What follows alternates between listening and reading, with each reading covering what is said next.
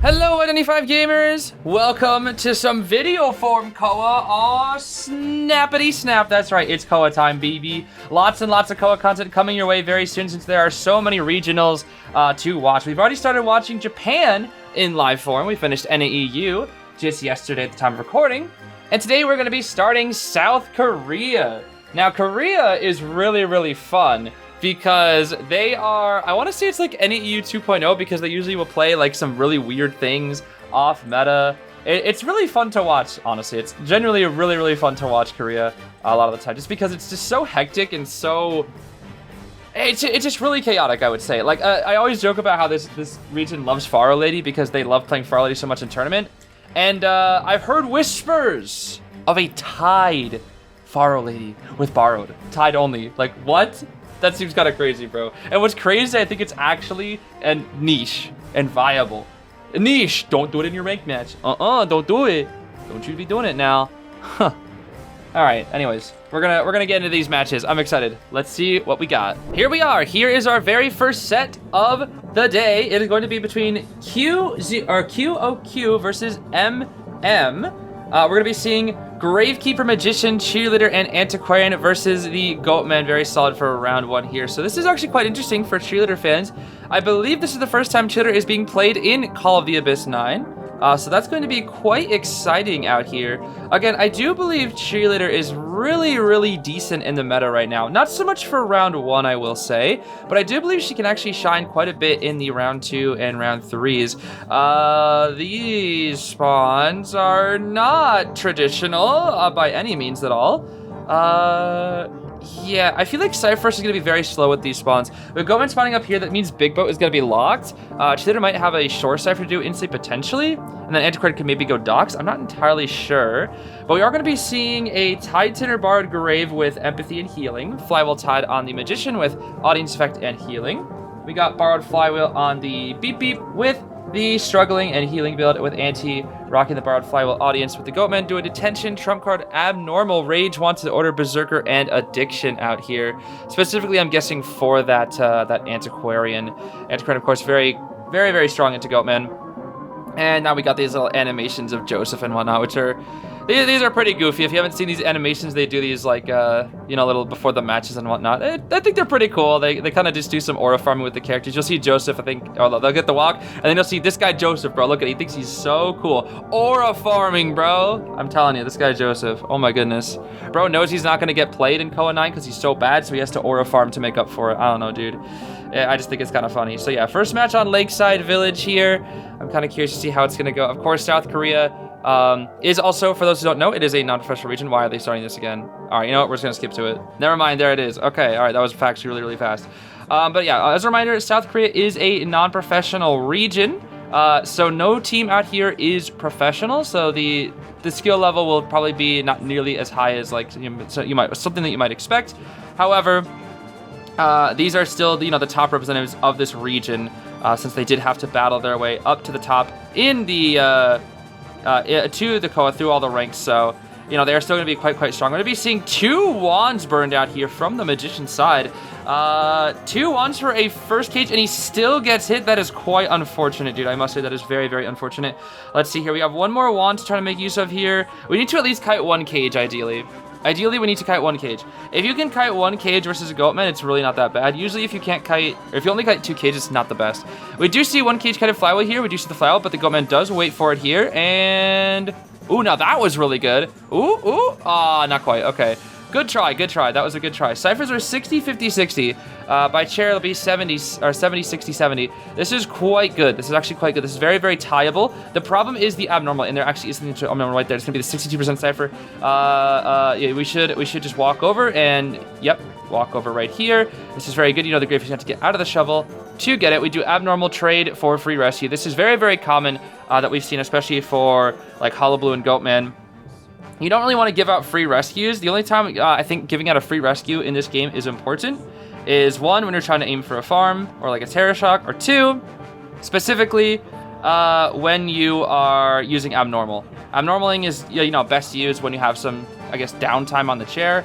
And what's really good about Hollow Blue and Goatman specifically is even though you don't get an injury, I know Hollow Blue's not as strong, but even though you don't get an injury on the Rescuer, which is very, very important, The Tide Tinner is like almost wasted because you don't have to instant farm the person, so they have 20 seconds, and it's like you get the abnormal off, so just, you know, it really is a good trade-off. And you also get the early rescue as well, so it's like the time that, you know, they could have spent with the Tide Tinner and the stalling on chair, you just are abnormaling and you force an early rescue just for the free save. So it's like trading one health state for all that time. Whoa, get shoved back now, Goatman, but we still get the hit. That's quite good. We're still getting that gosh darn hit right there. Let's see, are we gonna actually try to harass it all? We do give him one tap here. One more tap. All right, let's see here. We're actually going to try to aim to hit the Antiquarian here instead. Nope, we do break the cage. Here we go. Next one from the Magician. We still have this palette to work with here. Oh, that's unfortunate. He got popped out. Okay, that's been unfortunate. Okay, 300% done on these ciphers. So Magician's going to be out of the game now. They do not finish mid-cipher, and Goatman could probably just abnormal it again. If I'm the Goatman, what I'm going to do here is I'm going to abnormal mid-cipher again, and then probably switch targets. Because again, middle cipher is very, very dangerous to do all the time. Here we go. Abnormal once again, that'll go down to like 20. Ooh, 16. Ooh. Ew. I don't know how I feel about that, bro. That's not the best. That's definitely not the best. We're looking around here for the Gravekeeper. We're going to find him out here. Looks like ON is really, really good at spotting out. Yeah, they're not... it's something that I expect from not super professional hunters, is that they'll probably get lost a lot, but this Goatman is kind of on top of everything, I must say. We do see a really good play there from the Gravekeeper Cheerleader combination, resetting the shovel's cooldown. However, that's still two shovels kind of just cooked really back to back, and then this Gravekeeper is just eating hits like crazy. I mean, this is exactly what you want to do versus a Goatman. We're still going to just stall it out, but because of the full presence, he gets cages way faster, and the ciphers, unfortunately, because of the abnormal, it is still not enough. We're just going to go for an interesting swing right here. Cage once again, and that is going to be the hit. Onto the Gravekeeper. So I think at best we can probably get a one escape here right now. We're going to share out over here, of course. But the problem is the Gravekeeper with no items will just probably get super farmed. Abnormal is still a little ways from being up again, but even then, the last effort being 40 is just... It's just a little too far behind, especially since it's middle. There's plenty of options that the Goatman can use here. Oh, I see what happened there. That was actually really unfortunate for the Goatman. So that's a nice little technique to try to go for like an insta hit, but he actually did the technique too fast. If you do the technique too fast, you actually just, okay, good try there. You actually just get the chip damage, which is what happened there. So now the cheerleader can actually go for a second rescue here, but we're going to be cheering out toward middle so that we can abnormal and pressure the middle cipher here once more, which is a very, very smart play by ON here. This should be 4-kill. This should be 4-kill. What we're going to have to do here is probably trade the Antiquarian. She's gonna stop the abnormal. No, she's not. Oh, she is. She did. Yep. It's okay. That makes sense. She hit once, but it's also to give a little bit of time. They're trying to balance it out here essentially. We're gonna smack the cheerleader. If this is me, I'm gonna be honest. The Goatman should not chase the Grave. He should chase the Antiquarian.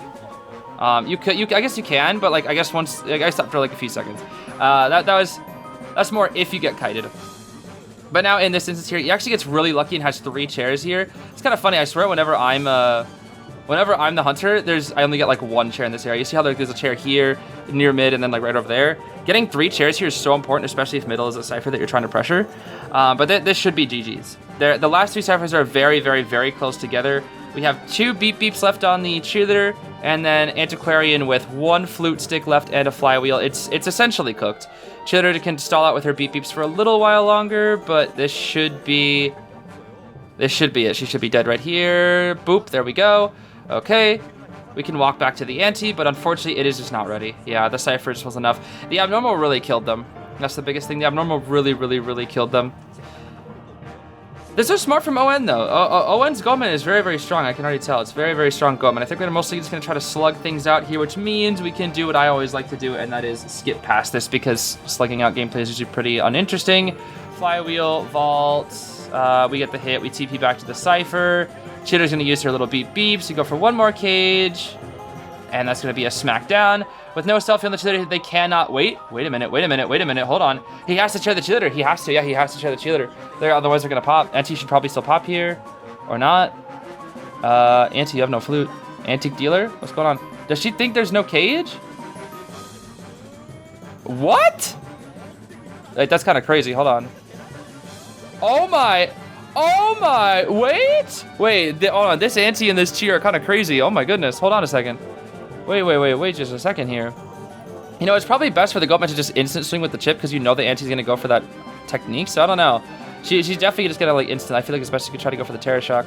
Okay, the question is, does he know where the cheerleader is? Because he saw the cheerleader run back, which means you're going to assume you're going to go back to this gate, but is he going to assume like maybe she tried to mind game? I don't know. He's going to check back here, I guess. We know that there's no self heal. Auntie should probably start crawling toward the dungeon. Cheerleader is actually running away from the gate. He's actually going to check this one. You know what's funny is if she actually went to the gate, she'd be fine. That's the thing. She actually would have got out. But now I'm not so sure. Wait, Auntie had self-heal? Uh-oh. Wait, they should be able to get out now. No, teleport's ready. Teleport's ready. I actually don't think it's best for her to self-heal there. No, I actually don't agree with the... Wait, but she can get dungeon. Oh, wait. I think that's the strategy. She's going to try to go for dungeon. Antiquarian will have to bleed. Or Antiquarian will bleed out. He's going to teleport. Wait. This is not good. This is not good. They're going to get one. Oh, no. ON. Oh, no. I think the ON stands for oh, no at this point because I think she's going to get it. Yeah, she does. Oh, it's going to be... No, it's going to be very close if she doesn't. Hold on. She beep, beep. She beep, beep. Beep, beep. Beep, beep. She makes it, bro. Yo, what a clutch. Wait, that was so clutch. Oh my gosh. Nah, I gotta give it up. I gotta give up. That is the perfect example of a game is not over until it's over. That's not a bad start, bro. Now let's see here. Next match is going to be round 1, second half. It's going to be Lucky Guy, Lantinus, Gravekeeper, and Psychologist. This is a little bit of an outdated team, if you ask me. Lucky Guy and Psychologist are definitely not as good as they used to be. Still pretty good survivors, but it looks like MM really believes they can probably get one out with these survivors. It's going to be Goatman here once again from the side of Pit 0. We've got pretty standard bans across the board here as well. Yeah, I think the biggest thing is these survivors are looking to try to look for one out here, but again, this team comp is a little bit outdated for round 1, at least in terms of Lucky Guy Psychologist. Lantinus and Gravekeeper are still very, very good. In fact, Lantinus is being banned so often in Japan, but weirdly enough, she's not being played that much either, so maybe it's just because people aren't really bothering with her right now, just because she's not a reliable character to pick consistently. I'm not entirely sure what it is, but I'm quite excited to see Lantinus more in the future. Now, as for the spawns, we're actually seeing the exact same spawn setup here again. I don't really see this too often in any other region. Usually, NAEU is the kind of the standard, more like isolation spawn or standard Cypher Rush spawn here, which is interesting. We are seeing this a lot more often in South Korea, so it's quite interesting to see different regions with different strategies. We're going to be seeing Full Kite, Lucky Guy here with healing and Doctor, max healing on that guy, Borrowed Flywheel, Lantinus with the same Doctor healing, and then Grave with also Doctor healing. And then Flywheel tied Ada with Audience and Doctor. We've got Detention Trump card Blink Goatman instead of the Abnormal with the, what is that, Rage, Wanted Order, and Hunter's Instinct, which is automatically on the pathway to Trump card, of course. But interesting that the Goatman is bringing Blink. I guess he's like a little less confident, or maybe just wants it for the insurance pick, especially since you don't need to 4-kill. I think, honestly, it would be best to go Peepers or Abnormal if you want the 4-kill. And then Blink is usually like, Blink feels like, you know, just to secure the down like as quickly as possible, make it so like pretty much no one will be able to rebound, because Goatman, again, is very, very hard to kite at this high level. You know, the good Goatmans, they make this very, very hard. I don't know what that was. That was a little bit of lag or something. But look at how close they spawn together, bro. The kite literally began like when they spawned in. That's why I don't know about these spawns, bro. Because now this what is this Lucky Guy? Oh, there's the perfume. This Lucky Guy's taking kite like instantly, bro. He's gonna use the perfume, but it is gonna at least be presence. That's something. You know, Goatman doesn't like that, but at least the item is gone, and he gets a little bit of presence. And that's the only one. It's not like an actual perfume where you have to do with like 2 more or something. That's a really good cage, actually. Does make a small mistake here. This should still be a hit. Yep. Boop. There's gonna be the hit. Now, when the next cage is ready, Lucky Guy should have a flywheel, at least, hopefully, if he's able to position correctly. He'll need at least a few seconds. No chip damage there. Probably better to take it for the flywheel. Let's see. Will it be enough? Here's the cage. The flywheel is now ready. Nice vault here. Nice. Break the cage. Oh, good try. Good try. All right. That's all right. If he was able to kite that cage, that was actually going to be a really, really good kite, because then he'd be able to kite for a lot longer. Again, four cages is extremely good versus Goatman. 3 is ideal, which is what the Lucky Guy got. 2 is not good. It's kind of the logic versus early game Goatman. Of course, even if you get like 4 to 5 cages out, the Goatman can still win because it's Goatman. But you know, that's just what makes a meta character, bro. It's not like BQ where if you miss 2 mirrors, you're cooked. You can't win. Yeah, like BQ can only miss, can only really afford to miss like one mirror if she wants to win at this meta. It's just too hard. But Goatman is essentially just BQ, but just way better. I don't know. They're quite similar, I guess. I know a lot of BQ players were quite good at Goatman just because of the depth perception and the, you know, or like kind of just looking at the halfway point with the cage and whatnot. I don't know. It's interesting. We are going to be seeing who coming in for us here. Ada should come in. We do have the wanted order here. We're kind of looking around at the ciphers more than anything, though. Let's see here. Nice hit there onto the Ada. Notice how she paused, so she didn't want to get like sent back. She's a little bit nervous about that, it looks like. Lucky guy probably can't kite too much. He doesn't really have a... Or does have his flywheel. Hold on, that's his flywheel. There's the flywheel. Is that enough to cut the cage, though? Let's see. Unfortunate. Good try. Good try from the Lucky. Good try. Good try. Good try. Now, the big thing is the Goatman knows about the tide on the Ada, but I don't think he's going to know about the flywheel. We'll have to see. Ciphers are pretty... they're not that good, honestly. They're actually not that good. I think the one big thing about these spawns, I'm not really entirely sure how good the Cypher is with these spawns. Again, I'm not actually super familiar with these spawns. I cannot lie to you. So we're going to be seeing... Yeah, that's about 340 for... 304%... 40... I can't talk. 340% numbers. Numbers. Math. I hit the lanternist. My name Goatman. I am essentially a mathematician. I am so big brain. Do you think Cueist thinks he's like super smart? Because he's like, haha, I use math to score my hits, and then I get the cue ball and whatnot. I don't know. It makes me curious. All right, we're actually gonna be leaving the lanternist here and going straight to the dock cipher, which is where the graveyard is. Oh, we probably needed a bit. Oh, that's tough. Yeah, see, it's crazy being able to do these these high level. I guess it's like communication issues, because the lanternist has no idea if she's gonna cage or if he's gonna cage onto her, and then it's like, okay, but the gravekeeper, it's like, it's just he just TPs onto him right over there. It's like. Oh, there's the blink. Wow. The biggest thing is that it just makes it so difficult. This should be a stuffed rescue, by the way, 100% of the time. But it's... Oh, wow. He pricked the vault, too. That was really smart from Pit Zero. That was very, very smart from Pit Zero. Yeah, this is a 4-kill. This, unless we see another clutch up, this should absolutely be a 4-kill. But that's just one of the biggest things about Goatman is, like, whenever he's just in between two survivors, he can cage either of them. And the problem is, like, you only have a split-second decision to decide, and that grave obviously just was not ready, and then just kind of exploded. So it's things like that just make it quite tough. Are we actually gonna chair the lanternist? No, it looks like we are not going to. Just gonna drag her up. I think the biggest reason is because she's probably gonna self-heal soon, so we pick her up, drag her away from the chair, so that if she does burn the self-heal, she will not get the rescue.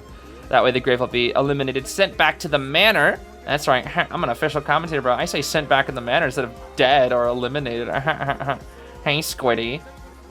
Do you still saying sent back to the manor, eh? Mr. Krabs, I don't want to say sent back to the manor anymore. Egg, Squidward. You will use proper terminology from the hit game Identity 5. Wow, that's really funny, Squidward. Yeah! All right, let me stop this. All right, where are we going? What the? Okay, double cage straight to the lanternist. She's burned up her self-heal. So now we're gonna have to... Now we're just gonna have to bleed out here once again. Let's see. Can we find out our lantern pal? Lantern's ability is really, really strong, but I also find it quite fascinating to watch. I like the little trail that kind of shows up. It's kind of annoying to go up against. I'm not gonna lie. I really don't like going up against Lanternus. She's very, very annoying. But she's becoming quite an interesting character to watch, and I'm really curious to see how she's gonna develop in this meta. Especially since kiting with her can be so, like, I feel like kiting with her, you can be so anti-fundamental with her and really go for some interesting mix-ups, which makes it really hard for the hunter to go for some crazy falls. We do actually find out the Ada, she doesn't use her self-heal, so we're just going to be going for the chair here, which means that, oh yeah, they just surrender, I'm assuming here. Yep, they're just going to surrender. So that is going to be a 4-kill. Unfortunate for the side of Q0, or sorry, not Q0Q, but 4MM, because, or I guess, no, I guess it is really fortunate for Q0Q, because that clutch 1-man that they got in the last game is actually what's putting them in the lead in this set. So let's now move on to round 2. Here we are. It's time for round 2, first half. It's not on Lakeside. I don't know what the map is, but that's just a bug, so it's not actually Lakeside, just so you're curious. Goatman and Opera are not available for the Hunter, but we see a Doctor, Enchantress, Officer, and Priestess band. I do realize, I am happy that people realize that Doctor is so insanely broken right now. Cueist looks like he's going to be a little bit bald today. Get that head shaved off a little bit there. But yeah, Cueist definitely needs to ban Doctor. Doctor is so annoying for Cueist, both first chase and you know, for late game, because Cueist is all about like switching targets, stacking up injuries. Can't really do that against a Doctor. You switch targets versus a Doctor, you're cooked. So Doctor's being ban spammed this season. But for the survivors, we got our Potato Mercenary, or lack of Potato Mercenary, I should say, but more of a Clown Shoe Mercenary. I don't really know what to say. His shoes are so huge if you go back and look at them. We've got Lawyer as well on this team, which is not really something that you see nowadays too much in this meta. Lawyer is it's interesting because Lawyer used to be a really, really good character back when he first got his initial set of buffs, but now he's not as good. I do still think he's fine in rank, but like even though his decoding is pretty decently fast, and he has lots of little abilities with like the passive speed, the vaulting, the no TS, there's like quite a lot of good abilities for Lawyer. It's just again, it's a little bit outdated, and he doesn't just have enough, but I feel like he's like decently balanced, and I don't really think he needs to be touched. As for the builds, we do see the standard Blink Detention Insolence build with the Cueist, with bringing Destructiveness and Overwhelm. The Overwhelm is obviously on the pathway to Impulsive. Every single Cueist almost always brings this exact build: Detention, Insolence, Panic, 2 stacks Destructiveness, and Impulsive. That is almost, and Constrain. That is nearly every single Cueist build down to the wire. That is like the perfect build for him. There are obviously some tweaks you can make to it, but as a general rule, that is the perfect build for Cueist. So if you want to build a Cueist, do exactly what that was just mentioned there. You might even see it in the bottom left at the start here. But we're gonna look at the yeah, this is a good spawn to go for Cueist as well, because you can actually go straight for the Decoder in 2-story, which is pretty nice. You can really go after them very, very early so that they can't really have a good chance to hide. But we're going to be seeing, yeah, Mercenary with Tide borrowed, a Lanternist with Flywheel Tide, which I believe will be more common throughout Call of the Abyss, bringing Tide on Lanternist. We're also going to be seeing Full Kite on the Lawyer, with a borrowed Flywheel from our Archer here. Lawyer, of course, very hard to mind game, I will say. Nice! Very, very nice. That was a really good mind game from the Lawyer. Oh my goodness. Yeah, Lawyer, not really, you can't really mind game him, bro. He's got the map, you can't really mind game this guy. Especially this guy, Freddie Riley, bro. Freddie Riley, or maybe I should say Freddie... No, I was gonna try to make a pirate joke, but like R and like Freddie, like R, Fredari, Arly, it doesn't work, bro. I tried. I heard it in my head, and I was like, yo, I can make a pirate joke because he's the pirate skin. And now I'm not so sure. We do have a little bit more speed boost here. Is it enough? The flywheel. Oh, I'd be so mad if I was that Lawyer. If I was Ovo, bro, I'd be so mad. Because what is that? What is that, bro? Oh, that was really good from the Cueist. Okay, he doesn't even have to use his blink. We're just gonna go for the cue ball into the guaranteed hit. Yep, that is a guaranteed hit right there.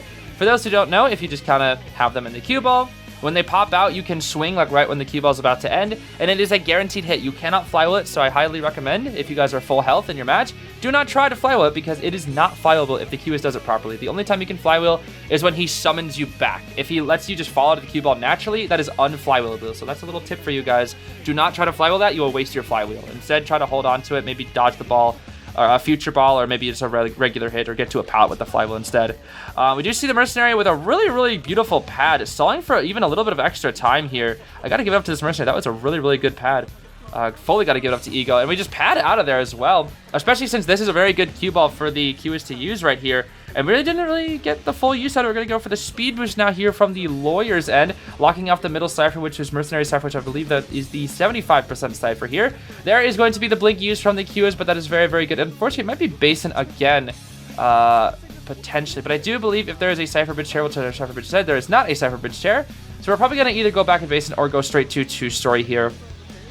Basin would probably be a little bit stronger, but at the same time, Lantinus can deal with the cue ball. It is going to be right here, actually. Maybe it's just a little bit scared to see if the, you know, the what am I trying to say here? Scared if the Lawyer had struggling build here. But yeah, now we see the unorthodox strategies to get in here with our Amanda. Gonna go for the cue ball, flywheel. Ooh. Of course, this is not nerfed Cueist, so you can just drag her out a little bit longer. Time to block her off.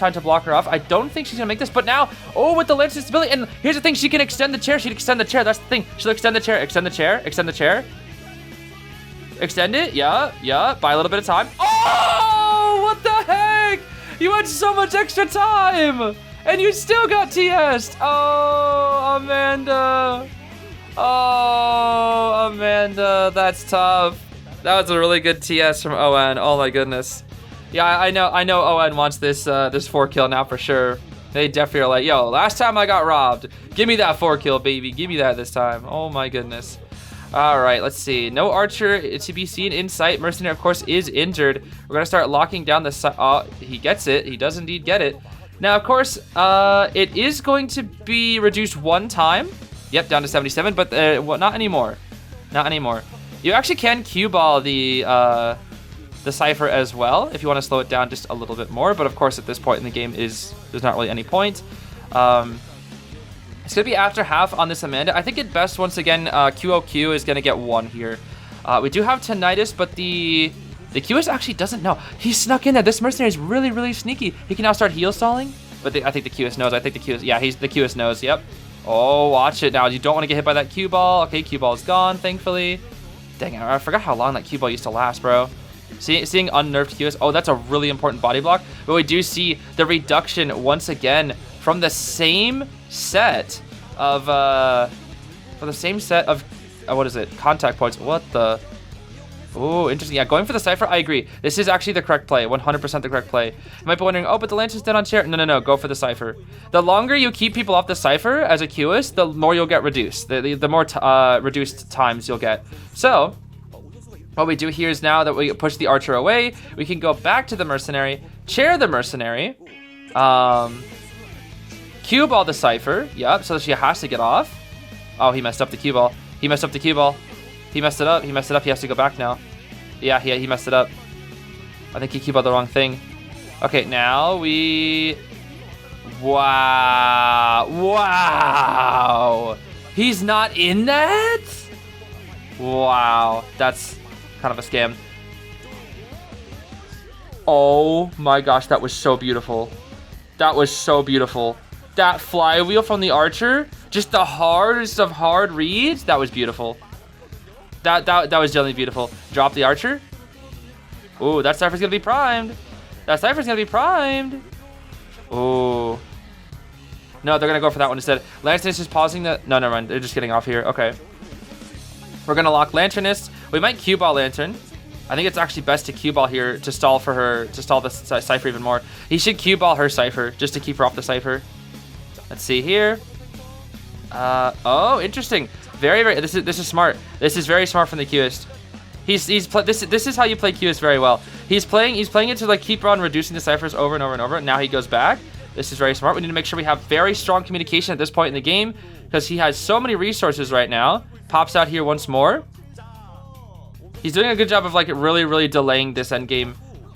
Oh, that was very close. We might need to cue ball the Cypher. Let's see, cue ball. Yup.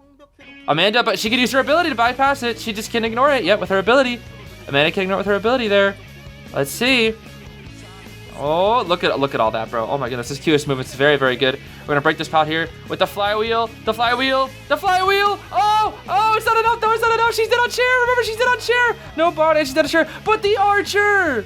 The Bren is here to save the day. Can she get it? Is it enough? Can she get it? Come on, Archer. Ooh, he's scared. Archer. Oh, no. And he can hit her too. Oh, they have to pop. There we go. Okay. Get one. You guys gotta get one. Oh, my goodness, bro. That was crazy. Oh, this is so back and forth, bro. Oh, my goodness. All right. Trying to do a little bit of cheeky red lights here. Maybe just a little bit of charge attack. There's no pallet, right? There's no pallet. The lawyer dropped it. Oh, my goodness. Okay. We wait out the laceration. But we're not gonna chair. It seems. Ooh, this is tough. He's gonna go check the gate first. Yep, gotta go check that gate, bro. I gotta go check that gate. All right, now this is the tricky thing. Archer has self-heal. Mercenary is going to go maybe to first. The thing is, Cueist doesn't have a lot of cue balls here. This is the perfect time to try to mind game a Cueist, because when you know he doesn't have a lot of contact points, he can only reach certain gates. We're going to go back for the Archer, who will probably self-heal here. Actually, no, she will not. He'll actually go to chair the Archer here instead. But Mercenary will begin working on the gate. Will he check this gate, though? That's the big question. Will he bother checking this gate? He does have 3 contact points here to work with. He will chair right here. He's going to look at the gate, it looks like. Yeah, he's going to go to the gate. If he's able to cue ball the Mercenary in time... Yeah, oh, the Merc got off. Ooh, the Merc got off. He got off. But is he able to... Wait, he's going for the save. Huh? No, he's dead. That's it, GG. He probably should have just pushed the gate. At that point, you got to just push the gate. Blink? Yeah, that's cooked. Hey, it's cooked, bro. It's cooked. Yeah, it is cooked, Mr. Merc. Yup. Wait right there. 3, 2, 1. See ya. All right, what a good 4 kill. I do believe ON did deserve that, though. They kind of got robbed last time, I won't lie. They kind of got robbed, so I'm kind of glad they got that 4 kill this time. Alrighty, getting on to game 2, second half now. So we're going to need to see at least... probably, I think at least a 3 kill here from the side of Noah if we want to tie things up in this set. But we're going to be seeing a Waxar's ban with, you know what? I can always get behind a Waxar's ban. You guys know how I feel about this character, so I love to see that.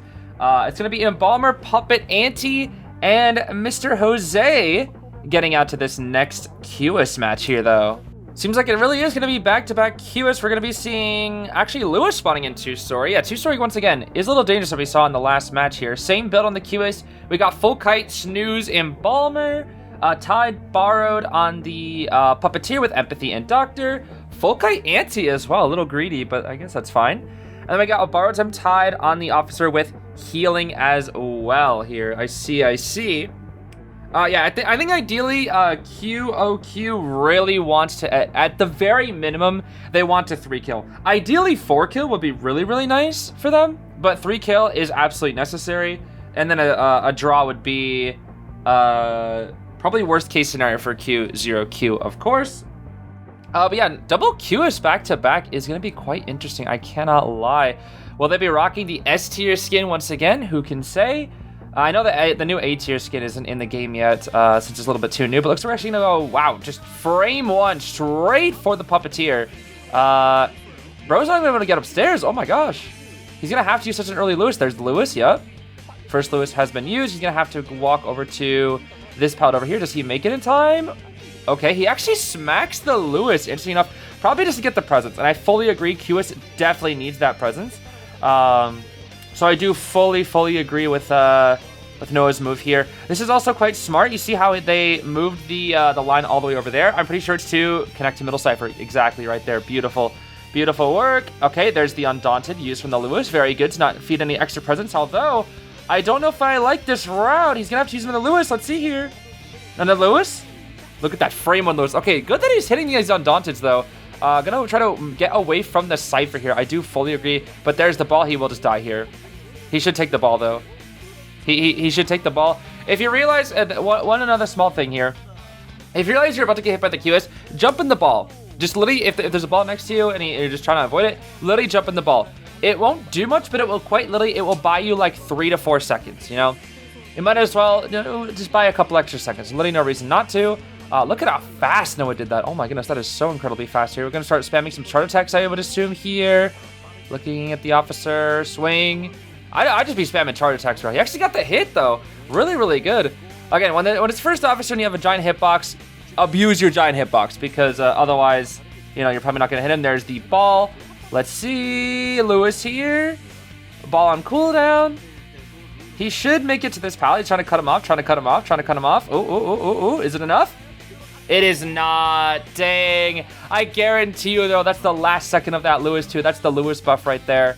100% the Puppeteer buff that we had a while back here. Can we force the blink here? We actually forced the blink. Wow. And that right there is a perfect example right there of how a buff to a character like Puppeteer, the 1 second buff to Lewis can actually make a difference in a match, because now, because of that buff, the Puppeteer forced the blink. At least I'm pretty sure it was because of that. We do see the OPH Antique Dealer skin coming on out here. Will she go for the save is the question. Looks like she's not. Looks like they're going to actually opt to sell here, which is not the best. They're losing one of their Titaners here. In fact, they have no more Titaners. And of course, let's not forget the fact that there are 2 characters with no borrowed. This is going to be very, very difficult for MM to pull out a win here because these ciphers are very slow. So next kite is going to have to be good. The only saving... Ooh. Okay. I like that. Probably best to actually jump into it. Oh, it's gone. Never mind. I see. But yeah, it's good that the Puppeteer forced the blink. That is the one saving grace of this match, is that he forced the blink. Let's see here. Auntie, look at the speed boost. Look at how speedy she is. Big vault. Cue ball. Watch it now. Watch the cue ball. Nice. Good work from the Auntie, but look at that. Oh, a little scary. Nice again.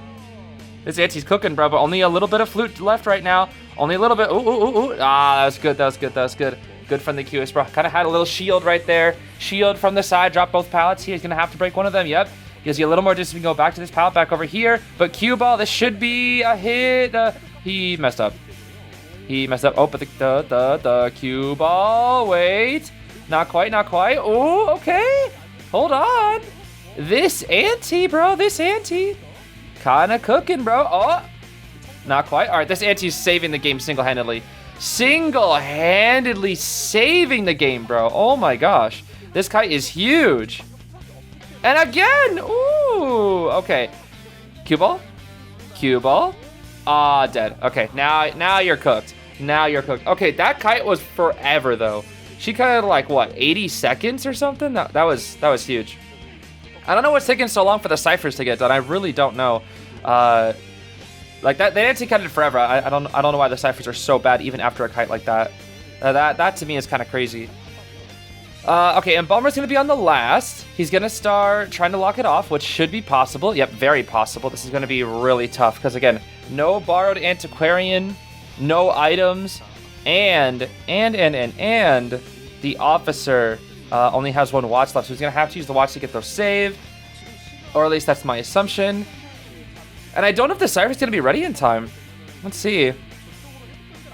He's actually gonna leave now that it's after half and go for the cipher. I actually agree with this. This is the correct play here. This is very, very smart. You realize like if you do this, you might be in a position to lose, or sorry, to tie. And again, Noah really wants this 4-kill. So what we can do here is now that Auntie is dead on share, anytime we go back for the Auntie, we can just kill her and she's out of the game. That was really, really good from the Queuist there as well, setting up the cue ball in there, getting the free hit. And Balmer's coffin is across the map though, right? I think it is. I think he's gonna force the coffin to be burned here. Let's see. He'll chair here. Yeah, coffin is completely outside. The coffin will be forced to be burned. And now the cipher right here, that's at 51. Nobody's gonna be on it. So we can go all the way back. Straight for the Auntie. Of course, Auntie is gonna need 2 hits. Oh, he saw the officer. He 100% saw the officer. The only saving grace is no watch on the officer. And now, honestly, wow. He actually got him with the chart attack. That's what I'm saying, bro. That's what I was just talking about with that. Oh, he's going to be forced out. Yeah, the line ended. All right, he's going to move toward the Antiquarian here now. Officer, of course, has no watch. But Antiquarian found a pocket watch, though. That's actually really lucky that she found one of those. But, of course, the entire team essentially has no items outside of the Antiquarian. Oh, nice flyout from the bomber. That was a giga flywheel, bro. Did you see that? I don't know, bro. I swear those giga flywheels come out every once in a while. Okay, so Auntie is dead on chair.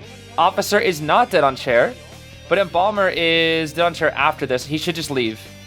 He honestly should just go for the officer here, if you ask me. There's literally 0 reason to camp. There is 0. Yeah, just leave. Leave. Exactly. There is 0 reason.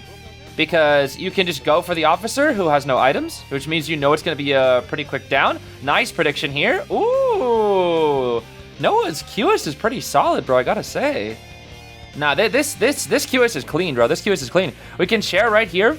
And now they have to heal and get all the way over here. And as a reminder, both of these survivors, both Auntie and Embalmer, are dead on chair. And this cipher is just going to keep getting reduced. I mean, 10 seconds and we'll see it go down to... What is it? It's not 54. It should be 50... 50 what? 1, right? Yeah, 51 instead. Because it's still minus 15 in this patch. It is still minus 15, not minus 12. And Auntie, the only way she makes this rescue is with a godlike pocket watch. That's the only way. Oh. Wow. Looks like Noah just full on predicted. Wow. And we chair on the Cypher here. We don't want to chair, though. No, we don't want to chair. We're just going to drop near. Of course, since Auntie is dead on chair, we have to be very, very careful of the... Wait, how is the coffin even out? I guess the coffin is out, but no one's embalmed. I was like, because everybody's dead on chair, but it looks like I see the coffin. That's so weird. Yeah, look at that. There it is. That's so weird. Huh. Okay. Dungeon is, of course, at Cypher Bridge. And I think we're just going to keep... Yeah, we're just going to keep reducing that Cypher. So that if the Antiquarian does happen to get up with the self-heal, we should be able to just find the embalm without too much trouble. So the officer will go down here. We don't really have a lot of strings. But now at this point, it's kind of a slugfest here once more. Definitely going to be another slugfest here. So now we can start skipping around here. Yeah, the coffin is out. That's so weird that you can summon the coffin despite the fact that you can't use it. That's interesting. That's very interesting. All right, we jump back over here to the Auntie. Auntie, of course, has literally 0 items, so she should be dead. Yep, she is going to go down. And then we'll just go back for the Embalmer here. Yep, go to the string. We'll find the Embalmer. And we'll give him one last little chance to cut. Let's see what he can cook up here. Ooh, we got the flywheel. Oh, that wasn't really good. What the? Bro. Nah, bro. Blink to get on the coaster. That's so funny, dude. That is so funny. I mean, at this point, you might as well. I think Noah's just having a little bit of fun at this point. What the heck? All right, that's it. They should surrender here. He can just wait. Yeah, he can just wait. Yep. Auntie has no self-heal. You can just wait and sit on top of the Embalmer, and that's it. Bruh, look at this. This is so silly. He wants to try to get on. But now he knows that Auntie can't self, and then that she will expire. We can now chair. I don't know why they didn't surrender. I guess they're just kind of like a... Oh, yeah, okay. There we go. They surrender. I guess it's like a try into the very end. You know, if you made it to Koa, you might as well try into the very end. All right, it's time for round 3 here. Round 3, first half on Ever Sleeping Town. So QOQ still has the lead here. Now we're gonna see a comeback from MM. We need to come back from MM here. Ivy and Opera are going to be banned along with Goatman and Cueist. So we have, you know, Peddler. We have, what else do we have? Hullabaloo, I guess. No Queen Bee just yet.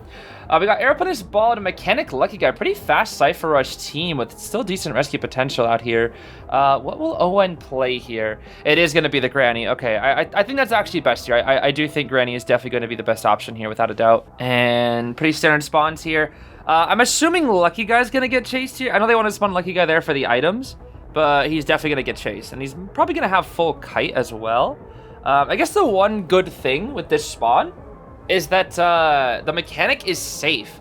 And if she wants to go for the Mechanic, that's so much rotation time. And then Lucky Guy will be able to obviously get items. He can get a bot himself, even though it's nerf Lucky Guy. The bot will still impact, and it still will Cypher us. So there's still that to think about here at the end of the day. But now we're going to be seeing a Detention Trump card Warp from the Granny. Warp is usually the most consistent option for Grannies. We've got Wanted Order, Claustrophobia, Berserker, and Hunter's Instinct here. Claustrophobia is interesting, especially when you're down. I don't know if I fully agree with bringing Claustrophobia when you're so far behind in a match. I guess you're not incredibly far behind. I do believe a 3-kill, 3-escape should be enough to bring them back.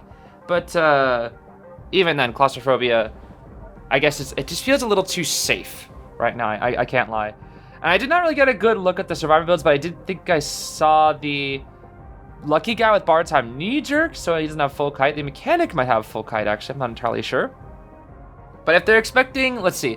If they're expecting Hullabaloo and Peddler, I can definitely see a flywheel. A definite flywheel for the Mechanic here. Maybe even just full kite. We'll have to see. Like a full kite snooze build or something like that. That's very common on Mechanics. In tournaments at least. And here's the Granny. The Granny is here. Yeah, it is going to be the Flywheel Mechanic, but not full kite though. Tied Knee Jerk on the Bald and Flywheel tied on the Aeroplanist. So it looks like our rescuers are actually going to be rocking these Sui builds here this time. We've got one little grass here to work with. We've got another one if we want to open up a door right here. Looks like we're going to actually choose to open up said door and go for the Vine here immediately. Lucky Guy goes for the pad. which I guess, you know, a vine for a pad. That's not so much of a bad trade here. We've got some gems here as well. A little bit of cheeky lag. Lucky guy. Interesting maneuver. Interesting. Let's see. What do we grab here next? What are we going to grab here next? Got the gems. Trying to hide the red light here a little bit. Open a door.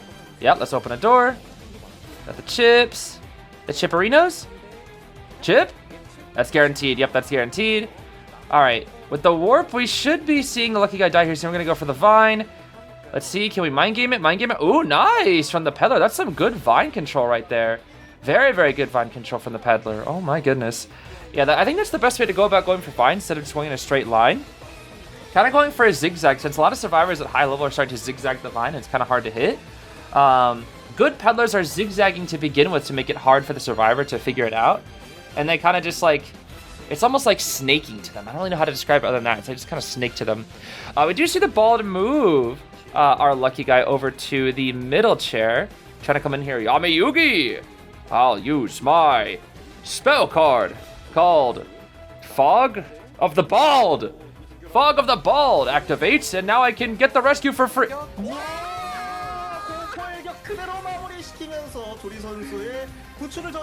I think he fell for the Peddler's trap card. I'm not gonna lie. Ay! That hurts, bro. That hurts. Oh, that feels bad, bro. How do you get stuffed as a bald? I'm not gonna lie. That's crazy. You got stuffed as a bald, bro. That is kind of wild. I cannot lie. Bald with the full stuff.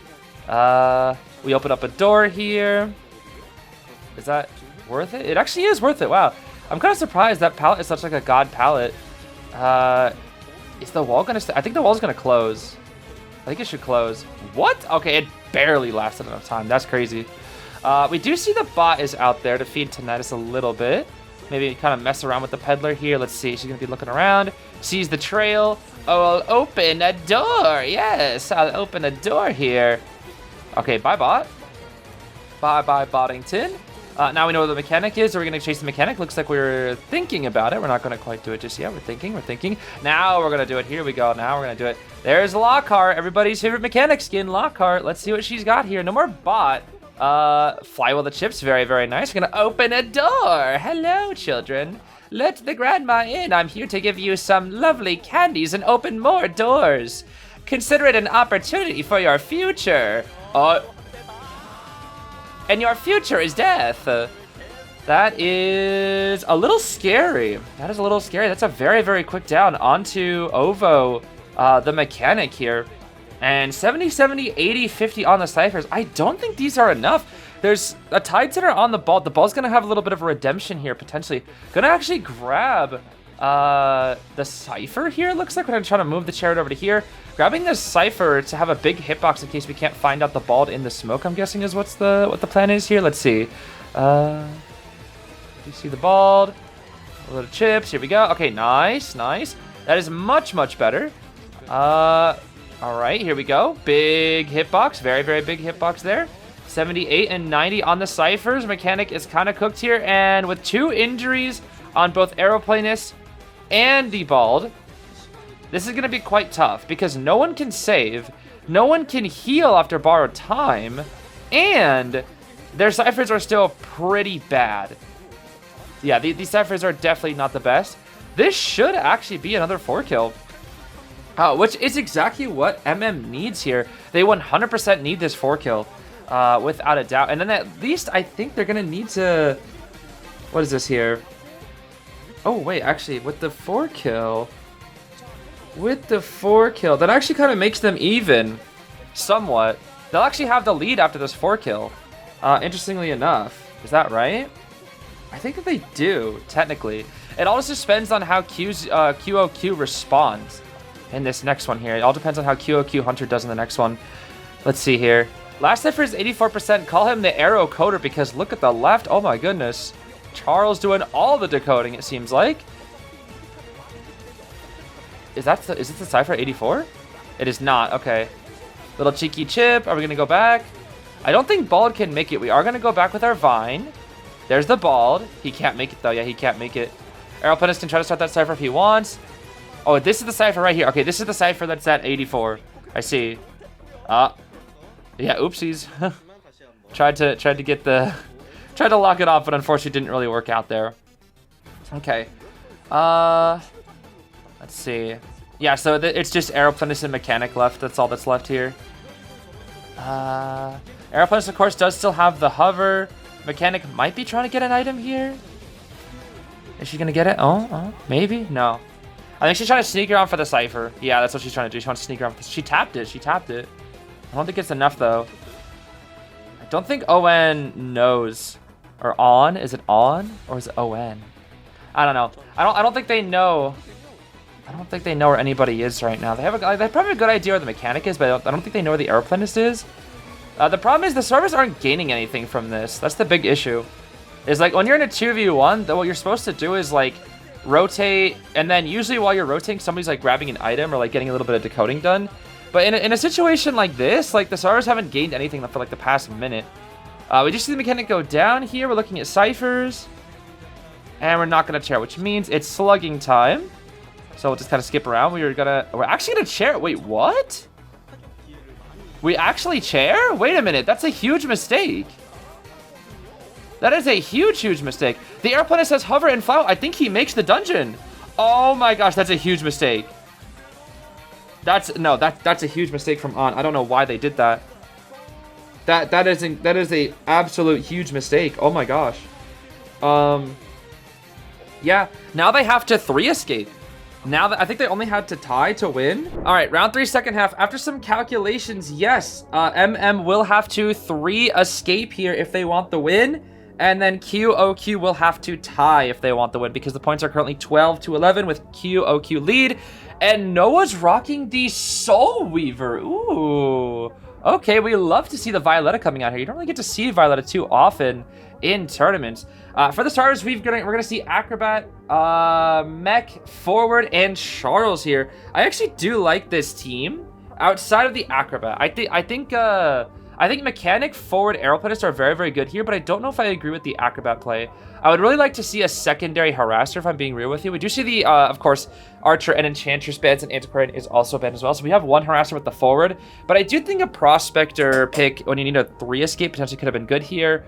Or maybe just like somebody who had support, some form of support. The thing about Acrobat is that he doesn't offer any support. He is simply just a kiter, and don't get me wrong, he is extremely strong at doing so.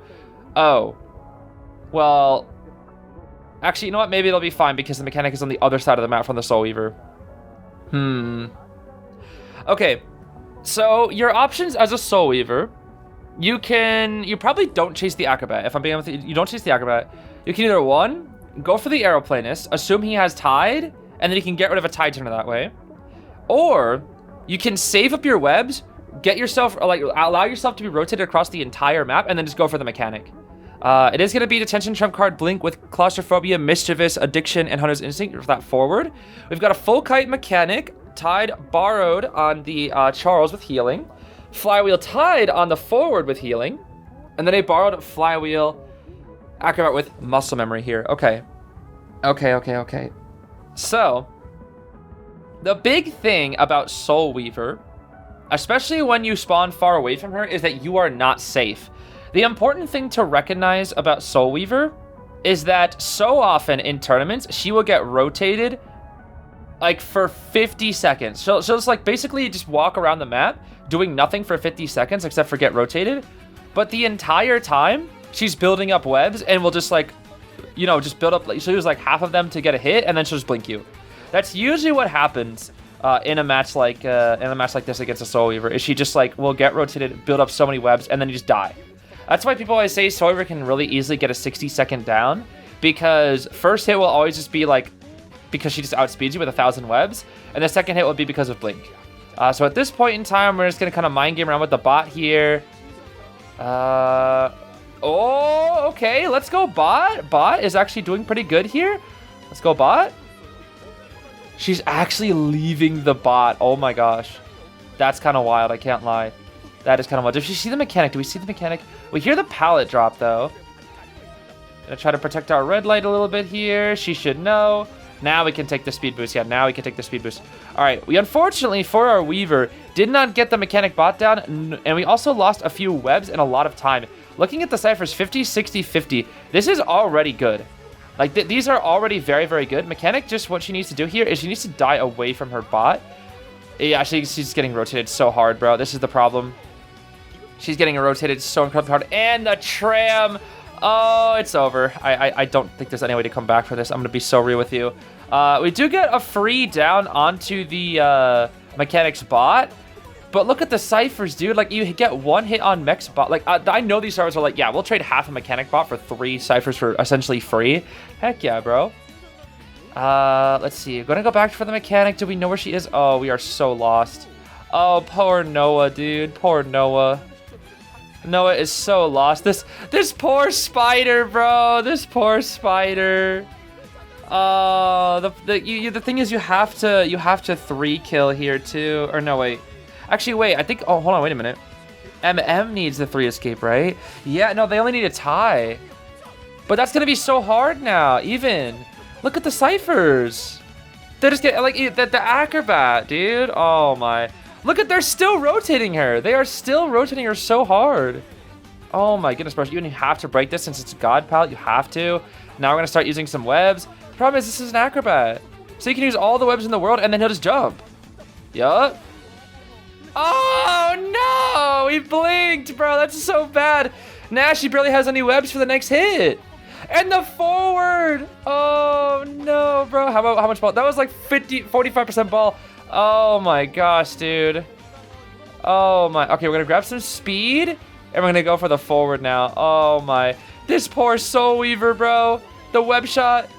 And he has ball. She's out of everything. And the forward has no. Oh my. Wait, but the forward has no borrowed. Hold on. The forward has no borrowed. But bro, dude, this is so sad. This is so sad, bro. Like, what do you do? The poor Weaver's just getting cooked. She's just getting absolutely cooked. She's gonna, what? We're just gonna go back to Greg. Bro, she can't. This is the saddest Violetta game I've seen in a while, bro. And look, they're still rotating her so hard. They don't want to take any risk. They're like, yeah, let's just play it safe, and we'll just keep slowly but surely. Even Acrobat's just shooting such an early bomb. He's like, yeah, I'm not about to deal with this, bro. And there's the tram, bro. Oh, that's so evil. That's twice. Bro, this tram is so biased. Oh my gosh, dude. This tram is so... That's twice now where she was about to catch up to a survivor and then they just had tram. Oh my gosh, bro. Dude, please, Weaver, hit somebody, please. Her only hit has been Blink. She's just walking around. Oh, I can't imagine how stressed Noah is right now, dude. I can't imagine how stressed they are. Oh. Bro, I can't. This is so depressing. We're just walking around, getting rotated forever. This match has just been 90%. This has just been 4 minutes. This is just something. Oh, I can't, bro. I'm sorry. I can't. This is so sad. This is just Weaver Walking Simulator, bro. This is quite literally just Weaver Walking Simulator. The only saving grace, bro, the only saving grace is that the Weaver, or sorry, the mechanic has no borrowed. That is literally the only saving grace. The problem is she doesn't have a single chair. Not one. Not one chair, bro. Not a single chair. And it's primed. They should just pop.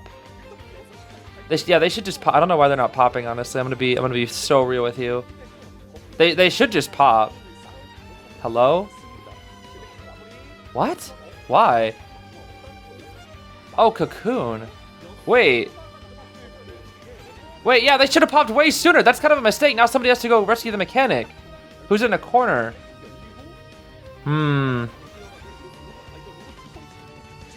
Oh, arrow. We're gonna go back for... No? But the thing is, they're both in the corner.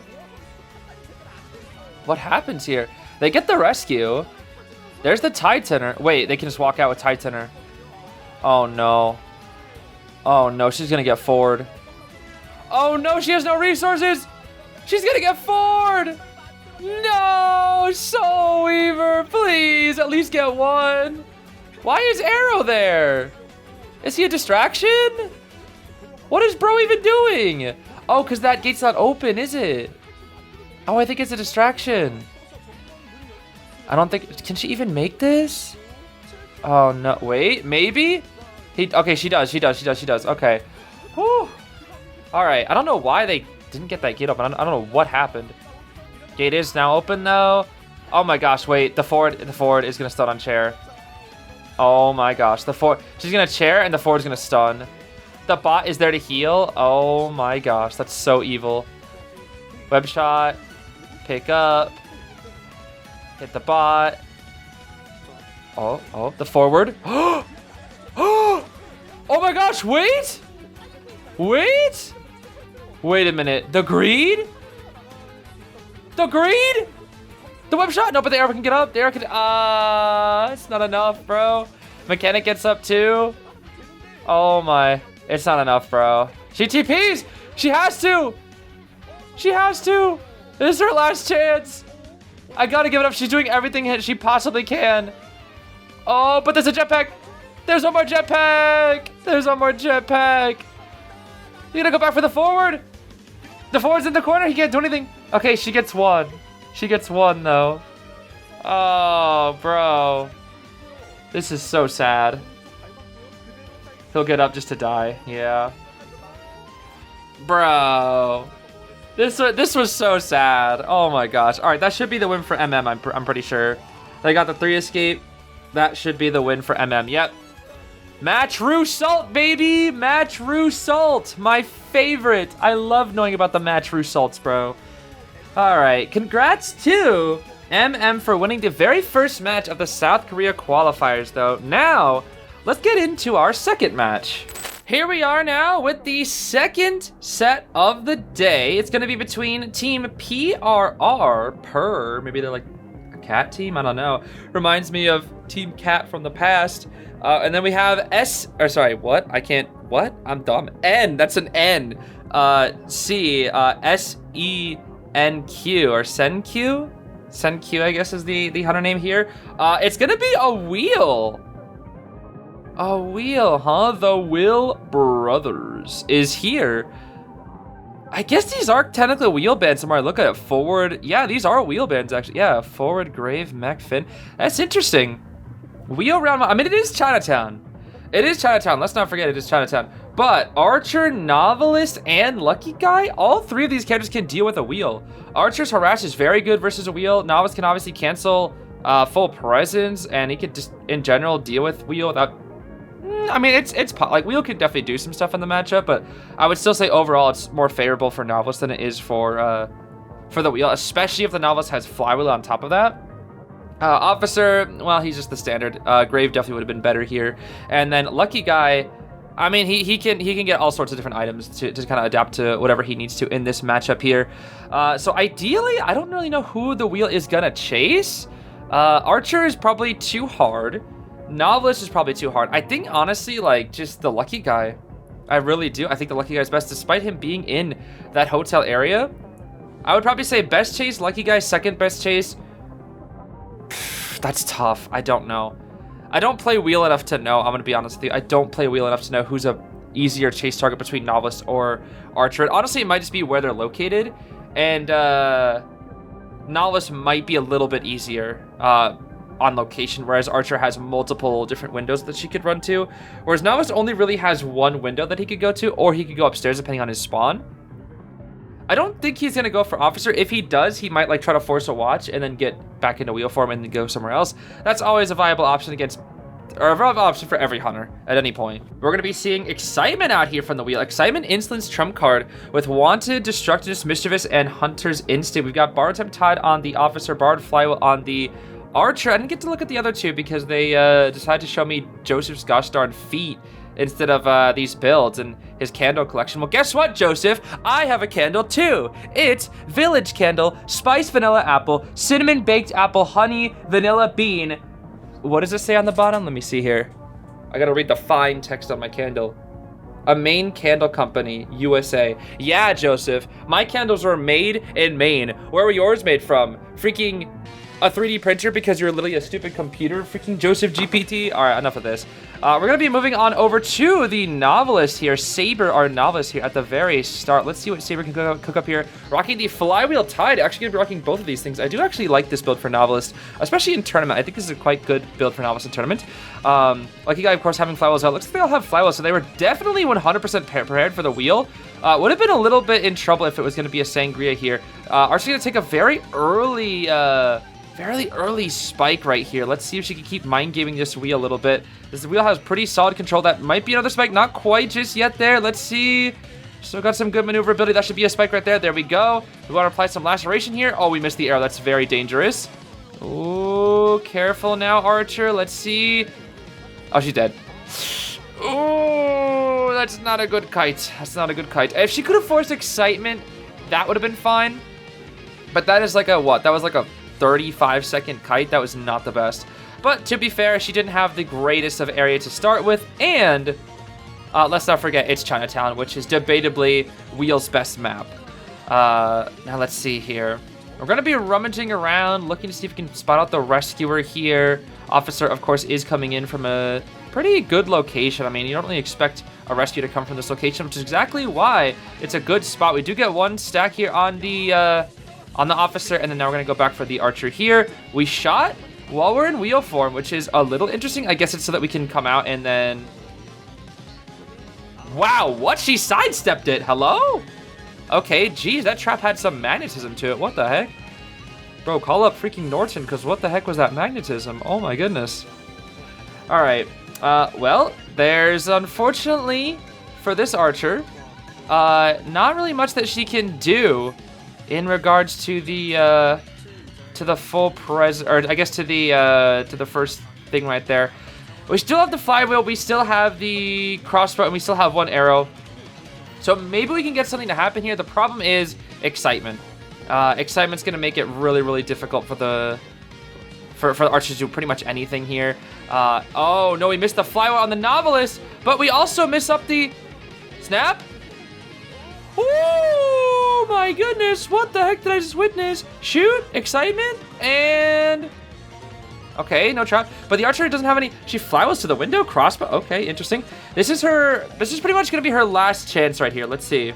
This is going to be her last chance to kite. Of course, this is a very, very good area to just kind of just stay around, loop it up a little bit.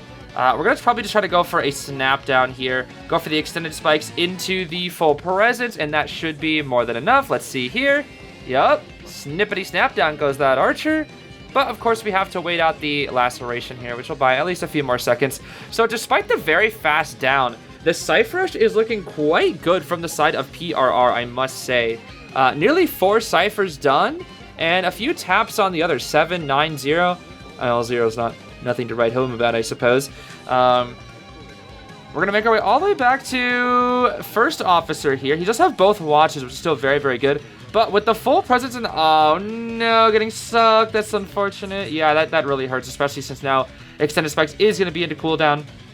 Officer going to walk back on down, walk back on up here. Goes off to the right, trying to just really make it unobvious where he's going, though. Elevation is not quite enough. Ooh. Ooh. Ooh, my goodness, the maneuverability. Hello? Okay, we just go for the snap, I see. Not too shabby. Just going to go back into wheel form here. That was a really good watch by this officer. Soul, that was really, really good from Soul. Very, very good. Yo, if there's Soul, then where's Luna? Yo, call up the Fire Emblem gang. My fault. What do we got here? Saber back out here once again. Reminder, Saber does not have borrowed time on the novelist. Going to be going for the full presence. Not quite. Oh, we cancel the full presence with the book. Exactly right there. That's very, very beautiful. Of course, no reason to excitement there since he's behind a wall. Usually, when you're going to excitement a novelist, it has to be out in the open. If he's going to do it behind a wall, you don't gain anything from it, unfortunately. Ooh, that's going to hurt. I don't really think it's worth actually going for the excitement on that pallet stun, especially so he can get back in the book here. Once again, he actually can cancel the full presence. Well, he should probably flywheel first, I'm going to assume here. Let's see. They're probably just going to aim to pop here. Let's see. They just pop. Yep, they just pop. Flywheel. Snap. Dead. Okay. I mean, I probably think it was at least worth trying to book there. just to stall it out. And if the wheel excitemented, then he has no trait. He's going to Chara all the way over here, but I think they make the gate in time. They 100% make the gate. Actually, he can TP. Oh. No, he won't TP. Okay. He won't TP. He doesn't know what gate they're at. Yeah, he doesn't know what gate they're at. All right, that will be a tie. A tie for the wheel. Despite the very fast down, the Cypher Rush was kept intact by the teams. That was very well played from PRR, I must say. Now, something to keep in mind, everybody. PRR was actually not the one to choose this map. It was actually Team NC. So, unfortunately for NC, usually when you pick a map, you have a plan around it, right? And they probably planned to get the wheel going crazy, probably trying to get like a 4 kill or something. But now we've got the Sangria, notable for being extremely strong on Chinatown. Of course, B for Yushmini always tells me that it's unwinnable. It should be unwinnable for the survivors. So Sangria should always, at the very minimum, 3 kill on this map. Of course, maybe there's a bit of an exaggeration there. But also, just from his own experience, it seems like it's very hard to get anything out against Sangria on this map. Or get anything, you know, better than a 1-out. So that is exactly what PRR is probably going to be looking for here up against this Officer, Archer, Emma Woods, and Finnington out here. Hopefully we can see a little bit of Frog Fin action. We do like to see the Frog Fin out here, especially since a lot of the crossover skins, for those that actually do not know, I talked about this on my live, a lot of the crossover skins from Japan right now, due to the political state of the world, they are not allowed in tournament throughout this entire Koa. So unfortunately, you know, all the fans of like some of the new crossovers like Freerun and whatnot, we're not going to be seeing any of those skins in tournament. So it's pretty sad because I always really like looking forward to, you know, seeing like the Freerun or Persona or Danganronpa or, you know, all the other anime ones like the Bungo Stray Dogs or like the Death Note ones. Like there's some really cool cool skins, but we don't really get to see them out here. But we're going to be seeing a detention, trump card Abnormal, Opera Singer with Rage, Destructiveness, Berserker, and Hunter's Instinct out here.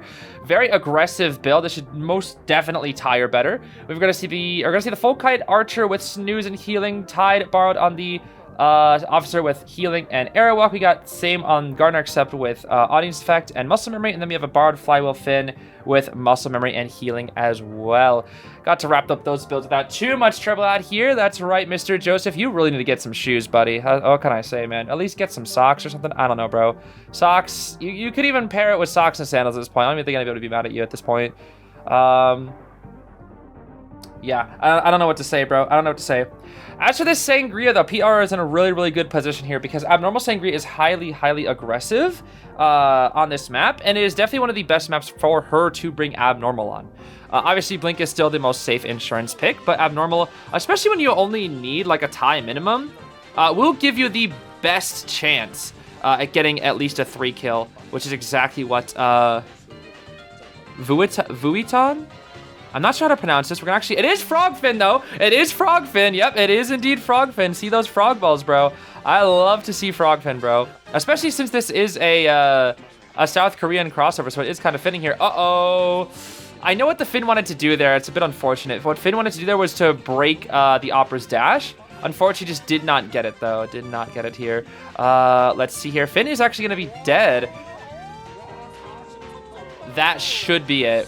With a kite like that, I know we just had a kite like this, everybody. However, Opera, of course, is much higher on the tier list for a reason.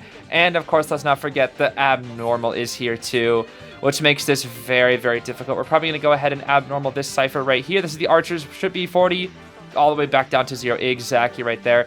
And since the first Abnormal is usually around 60% progress, and since we only did 41, that means the next one will actually be a little bit more. It'll probably be more like 50 if we get a second Abnormal out here.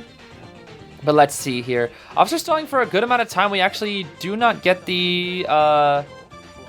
That's crazy. Oh, no! Oh, no! Oh, NC, I'm so sorry. Oh, my goodness, bro. Oh my goodness, bro. What a shame. What a shame, bro. Hey, it happens to the best of us, bro. It happens. The nerves are definitely there on the side of NC. You can definitely tell here. Let's see. We get the bubble to come on in here. Do we see another terror shock, bro? Please not two. Please not two. Oh, the sigh of relief I just had, bro. The sigh of relief I just had. If I saw a second Terror Shock, I don't know what would have transpired, bro. I think the mic would have peaked so hard that I would have had to put a headphone warning or something. I don't even know, bro. Okay. Wow, that's Finn out of the game. Rest in peace, Frog Finn. Actually, I gotta say this as well, everybody. If you guys have been keeping up with the live streams, something is wrong with Frog Finn. I don't know what it is, but every time we see Frog Finn, bro has the worst luck. I think that skin, honestly, is cursed. Until I see a Frog Finn break the curse, I'm just gonna assume going forward that the Frog Finn skin is cursed. Because almost every match I just see Frog Fins getting scammed or just not performing to, I guess, like a stage that they would want to be, I guess, performing at. And it's just quite unfortunate for all the Frog Fin players.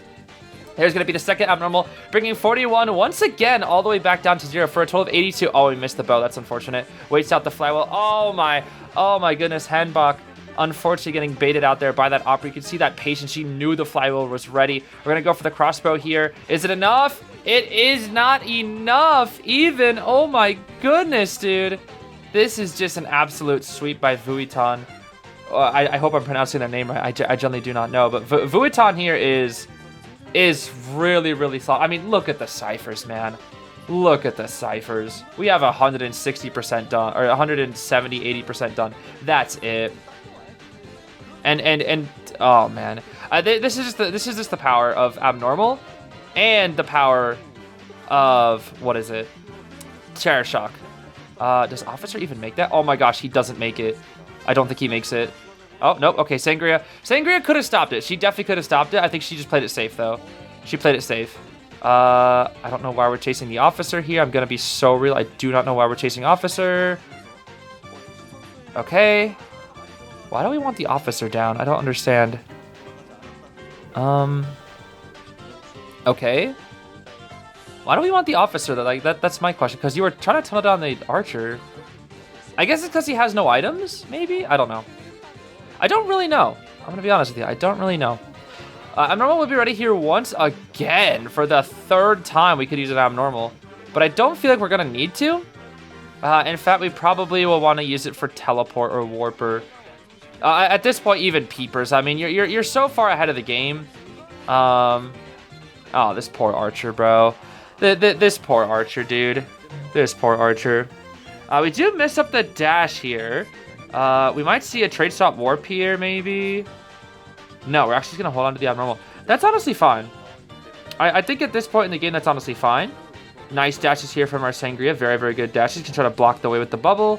We'll just be patient here. Be patient, be patient, be patient, be patient. That's good. That wasn't too bad. That was a good play from the survivors here. Trying to mess with her, see if she can make her fall down. Good bait attempt from Ribbon. But again, a lot of this is all just too little too late. Like, even if there are some decent plays being made here toward the end, it's all just a little bit too little too late. We're going to head back to our Archer, who has not yet self-healed here. And will we self-heal in front of her face, or will we just get chaired? Looks like we're actually just going to go and get chaired here. I'm assuming we want to get eliminated with the Archer. The Archer wants to get eliminated. We're going to start grabbing some items with CT and Ribbon. These two, essentially what they need to do is they need to try to coordinate some form of dungeon plan. We do have a syringe on the Officer, and the Gardener has the perfume, of course, which isn't going to be super helpful. But of course, in this stage of the game, it's going to be a slug game out here once more. We found out the Gardener, who will go down first. Then we're going to go for the Officer, if we know where he is. No, we don't know where he is. Yeah, this is where slugging game plans get really, really rough, dude. This is where they get really, really rough. Okay, we knocked down the Gardener here once more. We never found the Officer, though. We never actually found the Officer. They pick up the Gardener here once again. And then we're going to bubble. Stall for some time. We're actually going to leave. We can't find this Officer, though. It looks like Vuitton is having some struggle finding this Officer. They both have syringes as well. Oh, my goodness. Both with syringes. Oh, my goodness. Thank goodness I'm not watching this live. I would be miserable, bro. Officer, a little bit stuck, though. A little bit stuck. Uh-oh. Little bit stuck here. Does indeed finally go down. We do have the syringe. Is it primed, though? Is Ribbon's heal primed? I'm going to assume Ribbon's heal is primed here. I think Gardener did, of course, have a little bit of auto healing. Let's see. We do get the heal off. There's the Gardener. We prime the bubble up a little bit here. The officer picks himself up, it looks like. And then we're going to try to heal with the officer. Of course, if we knock down the Gardener, we're going to get even closer to bleeding out. We TP. Okay. But officer, if he's able to hold on, they're actually going to be able to get one. This is a crazy, crazy long, 6-minute long bleed out session, nearly 7-minute long bleed out session. I think the officer's going to be able to make it. She's going to have to find him like now of all, like she has to find him now. If she doesn't find him now, it is over. We get the heal off. We see him. We see him. We have to book it. We have to book it. I don't think he makes it, though. I don't think he's going to make it. No, he doesn't. He has to win this mind game. He has to win this mind game. Oh, my gosh. Wait, wait, wait, wait, wait. He has to win one more. One more mind game. He has to win one more mind game. Ah, good try, bro. Good try. 105 MS. Oh, man. Yeah, that's rough. That's rough. I know Korea doesn't have the best ping either. That is rough. Oh boy, 105 is not fun. Well, good stuff to PRR though. Very, very good stuff to PRR. Getting that 4 kill out here. Very solid. Now let's see here. It's going to be a hospital out here for round 2. Betting out the IV. We're going to be seeing the Faro lady pick, bro. I'm telling you, South Korea loves their Faro ladies. In fact, I'm surprised it's the first Faro lady we've got to see so far. It's going to be a Bloody Queen pick here from the side of Vuitton. We've got Antiquarian, Mage, and Grave as well. I got BQ into this comp. I don't feel like he's the best. I guess she's pretty decent versus Antiquarian as long as she's chasing Antiquarian and not letting anti-harass. And then Faro Lady, I mean, you Bloody Queen players can correct me if I'm wrong. I believe Faro Lady's not that bad as long as you're just mirroring away from her. Again, close range or like mid-range, Anti and Faro could be a little troublesome, but if you're able to mirror from far away, I don't think they're that big of an issue. Grave and Magician, on the other hand, are a lot more troublesome because Grave obviously just has the shovels, and Magician has 3 wands to just get the speed boost, and you hit the wand that gets another speed boost, and it's like, oh my gosh, speed boost. Whatever. So, what is the BQ gonna do? Are we gonna chase the Antiquarian first, or are we gonna actually go into hospital straight for that Faro Lady? That is the big question of the day here. Looks like Starbucks have finalized their spawns here. I definitely don't know for sure if I agree with this, but I almost wonder like Ruins is definitely a better kiting area than this gate where Antiquarian spawned. However, it's also closer to hospital. And it also has a little more open area where the Antiquarian can maybe try to work with a bit more space to try to play at that close range. Whereas if, you're in Ruins, she mirrors behind a wall, Anti can't do anything. So it's like, maybe it's actually better for her to spot out in the open here, which is a little interesting to consider. And there it is, bro. There it is. The legendary, the one and only, borrowed time, tied Faro Lady, bro. I'm telling you, bro. I'm telling you, it's peak. She has snooze and doctor and healing as well, bro. She is the rescue lady, the one and only rescue lady.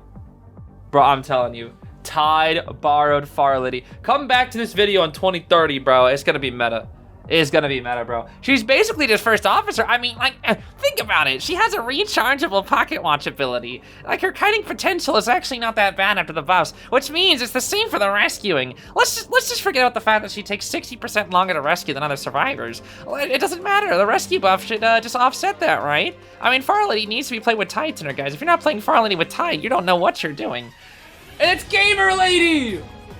I think that's Gamer Lady, isn't it? Oh my gosh, I think that's Gamer Lady. Oh my, the exhibition guide Gamer Lady. Oh my god, the one with the little microphone. Chasing down the Magician. Interesting. Well, 1 wand for 1 mirror. That's why we don't chase Magician. Yeah, I don't know why we're chasing Magician. I'm gonna be fully honest with you. The rest of the team are gonna be seeing Full Kite, Antiquarian, Flywheel on the Magician. Flywheel Magician, interesting. Magician, and then Tide, borrowed on the Faro Lady and the Grave. Oh my goodness. BQ with the standard detention to required blink, of course, here. Mage might have to burn a wand before he gets to a pallet here. Nope, it's gonna be the Flywheel first. Ooh, scary. Scary. Drop the pallet. Nice. Now we blink. Oh, the wand. Okay. And then the mission's like, hey, look at me. All right, that's pretty solid. We're gonna go into hospital here, but using the wand on the blink, the flywheel on the basic, and using the wand on the first mirror. I mean, this is just looking really, really good for the mage. I can't lie. Really, really good for Team NC here to start off with. And of course, let's not forget the double tide turner. The tide turner Faro lady that definitely won't get terror shock. I'm telling you guys, Faro lady never get a terror shock, bro. It's not happening, bro. She'll never get terror shock. She's gamer lady, bro. She's gaming. Let's see here. Here's the wand. Nice wand. And that's a mirror. That's a mirror. That's a mirror. That's what I'm saying, bro. That's a mirror. However, can we win the mind game? Oh, that was close. Oh, that was way too close. Vault here. Patience. Vault again. Nice from the mage. Is that enough to get him into ruins here? I think he's going to go to the god pallet. Not the god pallet. He wants to save the god pallet here. Not quite enough on the BQ. We do have that impulsive, but we're the mirrors here once again. The mage should go down. That right there is a juke. Hi. Does he make it? Oh my. No way again, right? No way again, right? No way. What the heck? Bro's been cutting for 2.5 minutes and somehow that's only a 3 cipher kite. Hello? Why are the ciphers not like 450%? Dude, that's nearly a 5 cipher kite. Hello? Bro, that is the cipher should be way further along. This is unacceptable. This is unacceptable levels of Cypher Rush. Why are the ciphers so slow? This is like any EU rank match levels of Cypher Rush. What the heck? Nah, bro, that is unacceptable. That is genuinely unacceptable. That mage kited so long. If they don't 3 escape this, bro, I'm gonna cry. Grave, please don't get terror shocked. You are a grave keep. Oh my. Oh, scary. Mage dead? Okay, that's fine. That's honestly fine. The gamer lady's gonna come in here and carry, bro. Now we just have to go in for Tide borrowed gamer lady. That's all we need, bro. We are, of course, 1 hit away from the mirror, so now I think the best thing that we can do here with the Bloody Queen is probably try to proxy camp, hit, and then reset mirror cooldown. I'm guessing that's going to be the best thing that we could possibly do here. Let's see. It is going to be basement, actually, but the gamer lady, bro. The gamer lady. No, the gamer lady's not going to rescue? What's the point? Oh, no. Brother, I wanted to see Tide Lady. What's the point? Oh my gosh, they brought Titan and we only get to see it. Bro, where's the content? How am I supposed to put this in the thumbnail? No, I'm still gonna put it in the thumbnail, bro. It's too iconic not to. Drop down? Oh my gosh, we actually got the drop down. What the heck? Okay, Cypher's primed. We're gonna try to go for a cheeky drop down on the mage. Do we get it though? Nice flywheel to avoid the drop down. That's huge. We don't have it for endgame to kite with, but that's more than it's better than the drop down, bro. That was the VQ's last chance, was the drop down. There's the pop. There's the attack recovery. Spin that mirror. Instant mirror. Can we get the hit though? Can we get the hit? Mage, die far away, make it a long chair. Down he goes. Okay, it's gonna be very close. It's gonna be. She's going for warp. For warp. The gamer lady. Gamer lady, do something. Gamer lady, lock in. Oh my gosh, she used her gamer abilities. And she's gonna go heal. I don't know if I fully agree with that. Hold on. Hold on. Oh, wait, gamer lady. Gamer lady might be in danger here. Gamer lady. Gamer lady. Gamer lady. Look out, Tide. Use your Tide ability. What? That didn't hit. That didn't hit. That didn't hit. No. That didn't hit. You know, funnily enough, I think the mirror will be ready. I'm not gonna lie. I think mirror will be ready. But the grave is there to body block. It'll just barely be ready. It's all gonna come down to this final mirror. This is her final attack. Final attack, Bloody Queen. Oh, she swapped for some reason. You can't swap there. Yeah, you have to just YOLO. You have to YOLO. Especially since the Antiquarian is there, you have to YOLO. That's tough. The chances of her hitting that and then not hitting the grave shovel or having to do with anti-harassment afterwards was like, it was so small. It would have been nearly impossible, dude. Well, look at that, bro. We're gonna be seeing round 2 second half, but they're banning Faro Lady. Look at that, dude. Banning Faro Lady. I also find it funny they're banning Doctor Enchantress every single time. They're like, Doctor Enchantress will never come out. These 2 characters are just too broken, bro. I'm telling you. I told you guys Dr. Zesty, and I told you guys she'd be banned all the time in Koa. I told you, bro. This character's broken. So stupid, bro. Literally such a stupid character. But yeah, Faro Lady, I guess NC was like, yeah, bro, you're not going to steal our tied Faro Lady. That's our content, baby. That's ours. But we still got the Ante, we still got the Mage, we still got the Grave. It's just that we're swapping out the Faro Lady for the Gardener here. Lady Truth is here to stay. Now, with the Goatman ban and the Wheel ban, what are we going to pick here? Ivy, I'm going to assume here. Ivy would probably be the best choice here. Maybe a Dream Witch. A Dream Witch would be hard. Oh, it's a Clerk. Oh, wait, it's okay. It's okay. It's okay. So, I always tell you, Clerk always gets cooked in tournament. But that's in the professional regions. Usually when she's picked in Japan and China, she always explodes. Best case, tie. Very rarely she wins. But Clerk in non-professional regions, strangely enough, always seems to do well. So maybe Clerk will be able to break the curse here. I mean, the biggest thing is all the Clerk needs is a tie. That's the biggest thing. Since PRR only got 1 kill, I mean, PRR obviously still does have the lead with the round win. The current points, I believe, are actually 8-5. So PRR still has a big lead, especially since they 4-killed. However, I think as long as the Clerk ties, they can still... NC can still win this. It's going to be Detention, Trump card, Blink with the Rage, Overwhelm, Mischievous, and Addiction. So full stun reduction for that anti-card. And that is totally understandable because Clerk suffers to harassment. We're going to be seeing 3 Tide Tenors on the team. Tide borrowed on the Grave and Mage with both healing. Doctor on the Mage, Empathia on the Gravekeeper. I think we saw a borrowed Flywheel on the Ante, if I'm not correct. And I think we had a Sui Tide on the Gardener, I believe. I'm not sure what else the builds were, but I'm pretty sure that was the big one here. So yeah, Clerk. You don't really get to see Clerk too often. Clerk will show up, she'll show up a little bit. She'll show up a little bit, but she's not played too often just because she's not really one of the best characters in the game, unfortunately. Clerk really needs... It's tough. I'm a little hesitant to give Clerk a buff because I do think she's actually not a bad rank hunter. Especially when played into a comp that doesn't really have a lot of harassers. Her potential of being able to slow down the final cipher is just kind of insane. And if she wins some pretty early good mind games, she can actually do pretty well in her matches. The only problem is it's just quite difficult to get to that stage. Just gonna smack the Gravekeeper here. That's totally fine. I mean, even if you chase the Gravekeeper, they still have 2 backup rescuers with, of course, the Bubble and the Magician here. We're going to start locking down some of the ciphers here. Goatman Yan getting locked off here. Love to see the Tao Meng Yan. Going to be breaking that pallet here. We're going to have to mind game this one, Mr. Grave. Oh, unfortunate for the Grave. We do not get the hit, but rather a trade. Not the best, but very, very good for the Clerk. This is actually not a bad start for the Clerk. Let's see here. Go for one cheeky little smack here. We break the pallet. This should be death onto the Gravekeeper. Impulsive to get the Terror Shock as well. Antiquarian running into support. However, this is quite dangerous because the Blink is ready. Let's see it here. Blink is, of course, ready. Let's see. Gonna be walking around here. Is it gonna be enough? Antiquarian. Nope, we're just trying to make the Clerk a little bit scared here. I see. Especially since we don't know what the trade is. I think she was trying to like maybe see if we could bait out a little bit of a cheeky excitement there. That's the problem. Harassing is very hard when you don't know what the trade is, bro. Very, very hard. We're going to start sitting in the Bubble. Here comes Bubble Girl, Emma Woods, Lady Truth. That person of many names, it appears now. Lisa Beck, let's not forget. We're going to hit the Bubble here. I don't know if I really agree with that on the Clerk. We do have Blink here. Don't go for it.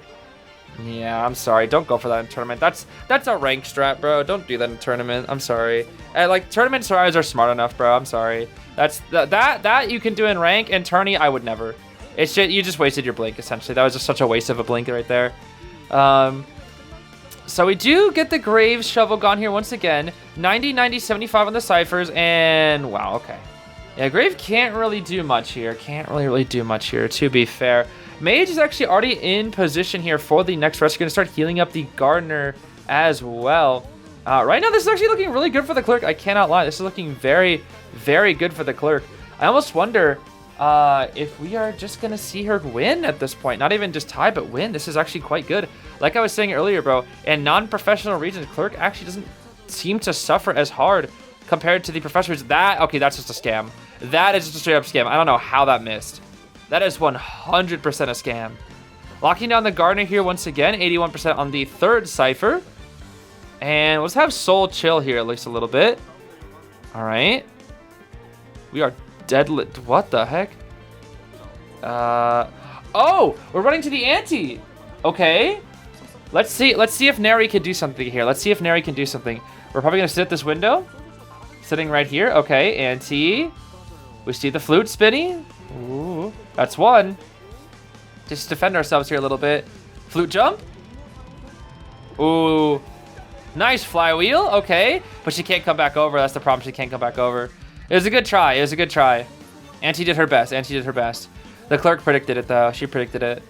That was very smart from the clerk. Especially since she has a pretty solid lead. I definitely agree with not getting super greedy there. Just dropping. Not trying to, like, go for a swing. Because if you mess up the swing and then Auntie hits and then she body blocks, oh, man. That could be the start of something terrible. Truly. We're going to spot out Saber here. As a reminder, only has 2 Magician Wands left out here. 2 decoys, 2 magical tools, 2 magical sticky, I think is what they call it in Japanese or something like that. I forget. Magical stick or something like that. I don't know. It's something like that. I could have sworn it's something like that. We got the wand that we can keep. Oh, no. One more wand, though. It's only one more wand. Let's see. Palette. Recorded. Let's see. Oh, blink, blink. She's trying to bait the wand. She's trying to bait the wand, yeah. 50 and 50 on the cipher, but we're a little... All we can do is look at it. Yep, all we can do is look at it. Nice block. Okay, very, very good block here. Let's see. Clerk catching up. We have the impulsive. Final wand. We hit it, though. We do hit the wand. Okay. We should be able to force blink here. Should be able to force blink with our magician. Wow. Okay, Clerk just popped up out of nowhere. I was looking at magician's perspective there for just a gosh darn second. Let's see. Gonna be chairing on the final cipher here. I actually wonder. I do wonder. Antiquarian is there, though. That's one. That's it? Oh, that's it. Wow, okay. Well, we have successfully turned the final cipher. We try to reduce the cipher here just a little bit. We're not going to go for any abnormal plays just yet. It's a little too greedy to do it just yet. Gonna get hit here. Probably should have been more aware of the palette there. Oh, no. Goatman Yan. This is not good for you. This is not good for you, Goatman Yan. We should be able to blink here. We don't even need to. Wow. Okay, that should be the 4 kill. That should be the 4 kill right there. That should be the 4 kill. Last cipher 69 is, of course, being chaired on. Backup cipher only at 28. Not far enough. By the time the Gardener even gets here, it should be cooked. We'll pick up the Auntie. Will we chair her, though, is the question. Will we chair her? I don't think we're going to chair Auntie. I don't think we're going to chair the Goatman Yan here. Let's see. No, we're not. We're just going to drag her around a little bit. Yep, just going to drag her around a little bit. Because what we really need to do out here, what we really especially need to do out here is we need to find the Gardener. We need this 4 kill, especially for NC, that is currently behind in the set. So you absolutely need this 4 kill here. And since we enter this stage of the game, you know what we got to do, bro. We got to start skipping through. Let's see here. Gardener kites for a while. Looks like she took a hit, though. And we're still going to hold on to our blink from Sen Q. We do finally get the Gardener down at the shack area. Auntie is still trying to hide it out here. But she can't find the Auntie. Wait a minute. She actually chairs the Gardener. Auntie does get up. Wait a minute. Okay, but we have blink and 3 scripts with an Auntie who only has a flywheel. And the thing is, the Antiquarian is on the other side of the map, but at the same time, she has no items. If she's able to find an item, like if she finds a syringe, it's over. It is 100% over if she finds a syringe. She's going to go head to Ruins. Maybe try to dig up an item in Ruins. Maybe. She is heading over. She will get Tinnitus soon. Oh. Okay. Clerk can't find Tinnitus. This is pretty bad for the Clerk. Oh, no. Is Auntie going to try to get an item here? Let's see. I think she will try. No, she's going to go for the save? She's going to go... Oh, I think I know what the plan is. She goes for the save, and the Gardener just does the cipher. If you hit the Gardener, again, you just restart the cycle. And it's going to allow Auntie to get an item here. Yep. She has to hit the Gardener here. Otherwise, she's going to... Yeah. Because the Gardener will bleed out. She can't hit... Or she can't not hit the Gardener. Auntie does get a syringe, but they're going to be able to pop here. That's the problem. But, of course, Clerk can continue to lock, which is just the classic Clerk strategy here. And there is the blink. Down goes the Auntie. But the Gardener can now get to the dungeon because they bled out. Oh, my goodness. And the Clerk's like, no, what do I do? I'm Clerk. Okay, that was really good from PRR, securing that that one person escape. Now, of course, this does give a round win to NC. However, in terms of points, PRR is still 1 point ahead. It is now 9-8 in terms of the score. So PRR still has the lead going into this next round here. Here we are now for round 3. It's going to be Arms Factory with the forward, Finn, Arrow, and Gamer. Well, I don't know if it's Gamer Lady yet. But the Gimmick Lady is here once again. PRR said, last time you banned it, this time we'll take it, bro. We need our funny hat lady. But as a reminder, PRR is still in the lead here. And SenQ is going to be rocking the Ann pick out here. And of course, does kind of counter Faro Lady and can deal with the forward as well. So we will have to see how this is going to go. I don't see Ann getting anything better than a tie here. It'll be hard, possible, but hard. Looks like we're gonna go for a pretty safe spawn with our Ann here as well. I mean, standard spawn for the survivors, but Ann gonna spawn left middle, which kind of means everybody's gonna be forced over to the right side of the map depending on rotations here. And looks like they actually somewhat predicted the Ann here with 2 characters, the Aeroplanes and the Faro Lady, rocking the knee-jerk reflex with struggling and healing. We're going to be seeing Healing Doctor, Flywheel tied on the Finn, and then Borrowed tied healing on the forward, with Attention Trump card, Warp, Destructiveness, Berserker, Hunter's Instinct on our Ann here. Of course, Warp and Ann with the synergy is very, very strong here. So the best we could probably do is like a 50-second down with that Warp, ideally. But as a reminder, NC, whatever NC gets here, PR, as long as they match it, they'll be fine and they'll win. NC needs to get 1 more kill / 1 more person out the gate than PRR if they want to win here. A 3 escape into tie or like 1 extra person out will be enough. So that is the, I guess, the standards going into this matchup here. We're gonna be coming in the middle, but not making obvious. She's gonna be the Gamer Lady. Shirley is the Faro Lady. Where is she at here? Who know the Faro is? The Faro Lady has counter rotated, which makes it a little bit tricky, but I think SenQ has realized what's going on here. We do have the Snitus here. Let's see. That is not Gamer Lady, but in fact, just default Faro Lady. In fact, we could call that default Lady right there. We're looking around very, very hard, but we do not spot her just yet. That Snitus should give us a somewhat general idea of where she is. Gonna be hiding at that window here. Do we spot out the trail here? Now we spot out the trail. Okay, so now we see her, but that's 45 seconds without even seeing her just yet. We do pick up the cat here. We're gonna have to break this. We got the speed boost here with our window, and then we'll probably just go for a seal here. Of course, without the confined space, we're gonna be able to vault right on through here, which is very, very good for our Faro. And we've got a couple of pallets to start working with here as well. Oh, I don't know if I fully agree with the pallet drop. That was a little bit greedy here, but we do at least force out the cats. The force of the cats here is really, really good.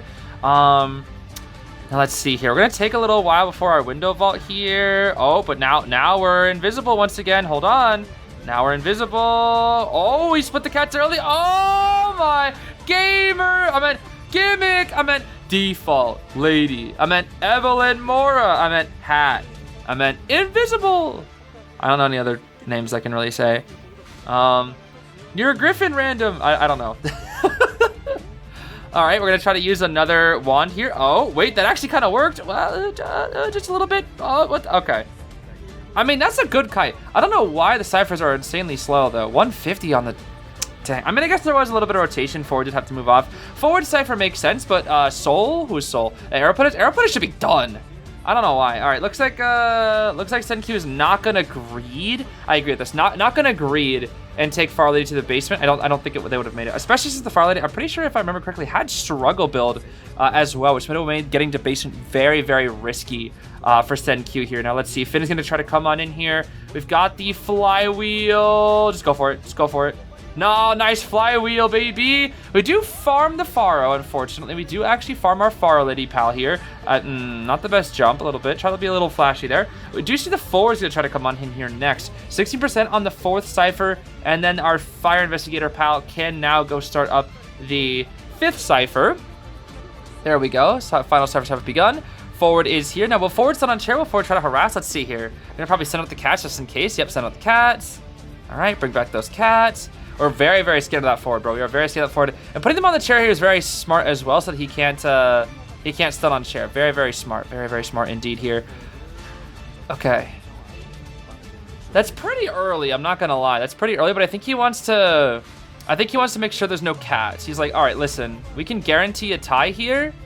Let's not risk it. Oh?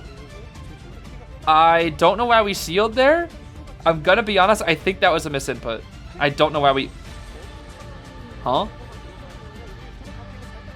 What's going on?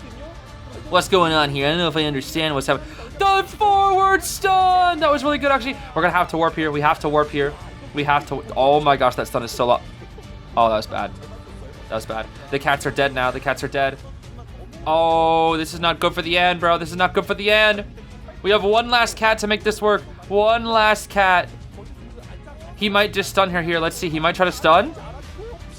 Oh. Is it enough? It should be enough. They should be able to pop. They can pop. Yeah, they can pop. Oh my gosh, bro.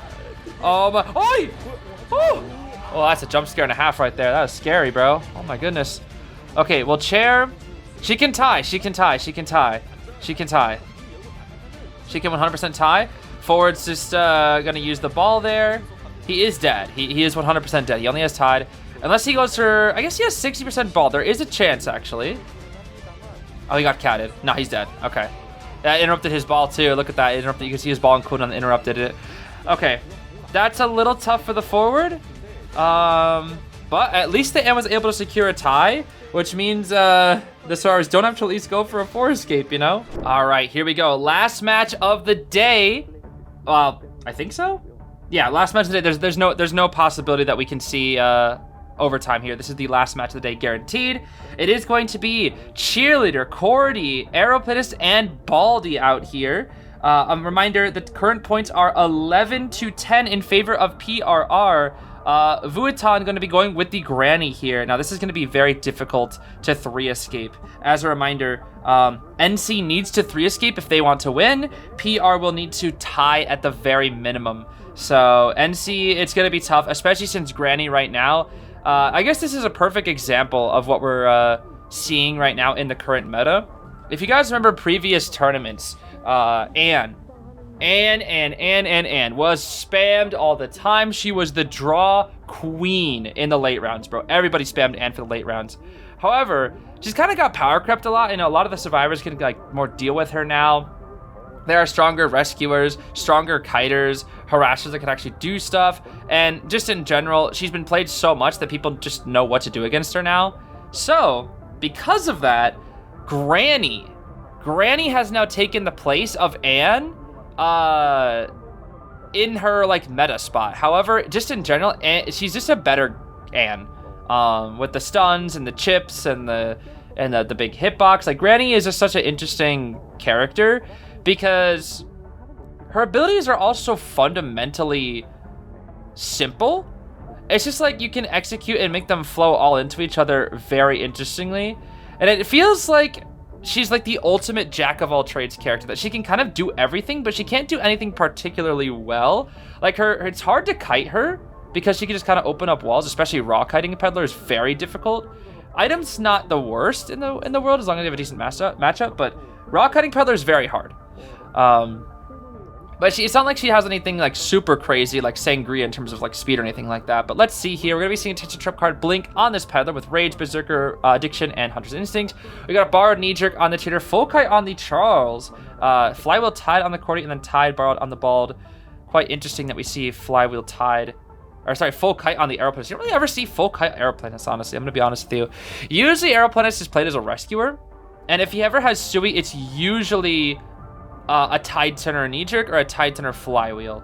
So I don't know if I really agree with NC with that, but then again, it could be bait. You know, let's have our Aeroplanist potentially take Kite. Maybe the Granny will think she has Tide, and then he's actually Full Kite, and then maybe we can support him later on with something to maybe try to get a 3 escape here. Now, of course, 3 escaping with this team is going to be quite difficult because we have Aeroplanist and Bald, which are fine, stable characters, but they don't exactly add anything in terms of 3 escape potential. The 3 escape potential is going to come from the coordinator and most of all, the cheerleader. The cheerleader is the #1 supporter that they have on this team that can do much with the the revives and the speed boosts. And they're going to have to utilize cheerleader very well in terms of support if they were going to go for a 3 escape, but that's why Vuitton is saying, let me just chase the cheerleader So that the only support I have to worry about is the coordinator gun. The second that gun is gone, we can tie. That's the biggest thing here. We do kind of mess up the vine here, unfortunately, for Vuitton. But it should be fine since it has burned both beeps, and that is the important thing here. Got some cheeky chips at the ready here. I got some cheeky chips for you slifer slackers. I am Valiant Crowler. Call me Dr. Crowley. I have a PhD in dueling. My goodness. Jade and Yuki, I see. Slacking again, you dirty slifer slacker. Got to slack and get hit by these chips. Do you even know that they're made from potatoes? Oh, I did, Dr. Crowler. That's cool. Yes, very cool. I am very smart. Nice vine dodge here from the cheerleader, actually, I must say. Very good vine dodge. Chips, look at that instant yo! Wait, that was clean. That was clean as heck. The instant chips? Okay, that was clean as heck, bro. What the heck? That was very, very clean. All right, we're gonna grab a little more research, grab the gems here. We set up the bald. The question is who's coming in? The guy's like, who's coming in? Who's coming in? Is it the bald? It's gonna be the bald, most likely. There's the bald. Swing. Free save. Nice. Bro, Granny's hitbox is so bad. Granny's hitbox is so bad, dude. Oh my gosh, we're gonna lock the cipher here once again. Buy us a little bit of time here for our Granny. As we walk on over to the cheerleader. I honestly think it's best to use one of your gems here as well. Probably use one of the gems just to get the chair faster, honestly. Be a little bit of min-maxing. But the Granny's gonna actually hold on to them here, it looks like. Which I guess is also fine. Not the worst thing in the world. Let's see here. It's gonna be 60-40 on the ciphers here. By the time the coordinator comes to rescue, this is going to already be most likely a tie game here. Again, the coordinator gun is the only thing that they have that can help them get to a 4-person endgame, which is likely not going to happen. Of course, they do have Factory to work with, but the God Palette is gone, and the Peddler still has Blink at the end of the day. We could even swap it for extend. We're going to probably use the gems. Just use gems. Yep, in case we get shoot. Gems. Chips. Ooh. Cordy. Nice save. Pew. Freaking pew. But look at that. It does nothing. It does nothing. Blink. Oh, she got stuck. No. Oh, no. The beep got stuck. Oh, no, dude. What a shame. Only 4 ciphers done. Now NC has to get out with this squad. And as a reminder, the Cordy does not have a gun. She has rocking the 64 MS, bro. That's just slightly better than my average ping. Oh my goodness. That's a bit unfortunate, bro, that they don't have the greatest of pings in this tournament, truly. But, you know, there's obviously worse. We've seen B4U Lion rocking 150, which, like, what the heck do you even do with that, bro? Oh my goodness. All right, here we go. Vine here once again. Onto the Baldy. Bald. Chips. Hit. Very good from our Granny here. Very, very solid. Not many resources just left. We're trying to go for another Vine here. Yep, there's another Vine. Can't really go for the Vine inside of the smoke. Give him the smoke, Bald, bro. Ooh.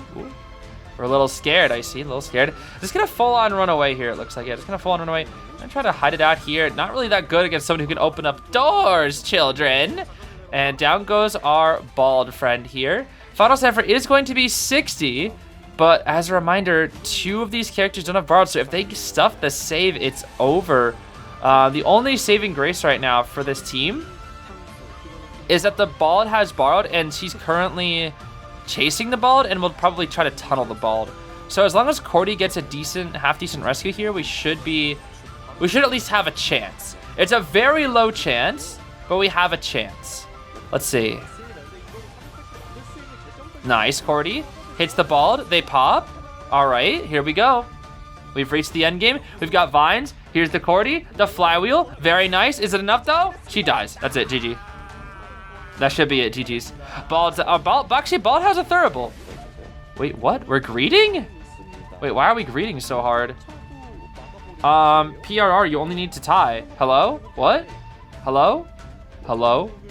Hello? What's going on? That's a full cut air. Why are we chasing the full cut airplanes with hover? Hello? Hover! I mean, he's out of items now, but he's still full kite. Why is she bothering with the aeroplane? I don't understand. Why are we bothering with the aeroplanist? Chips? Cheeky chips? Blink. Okay.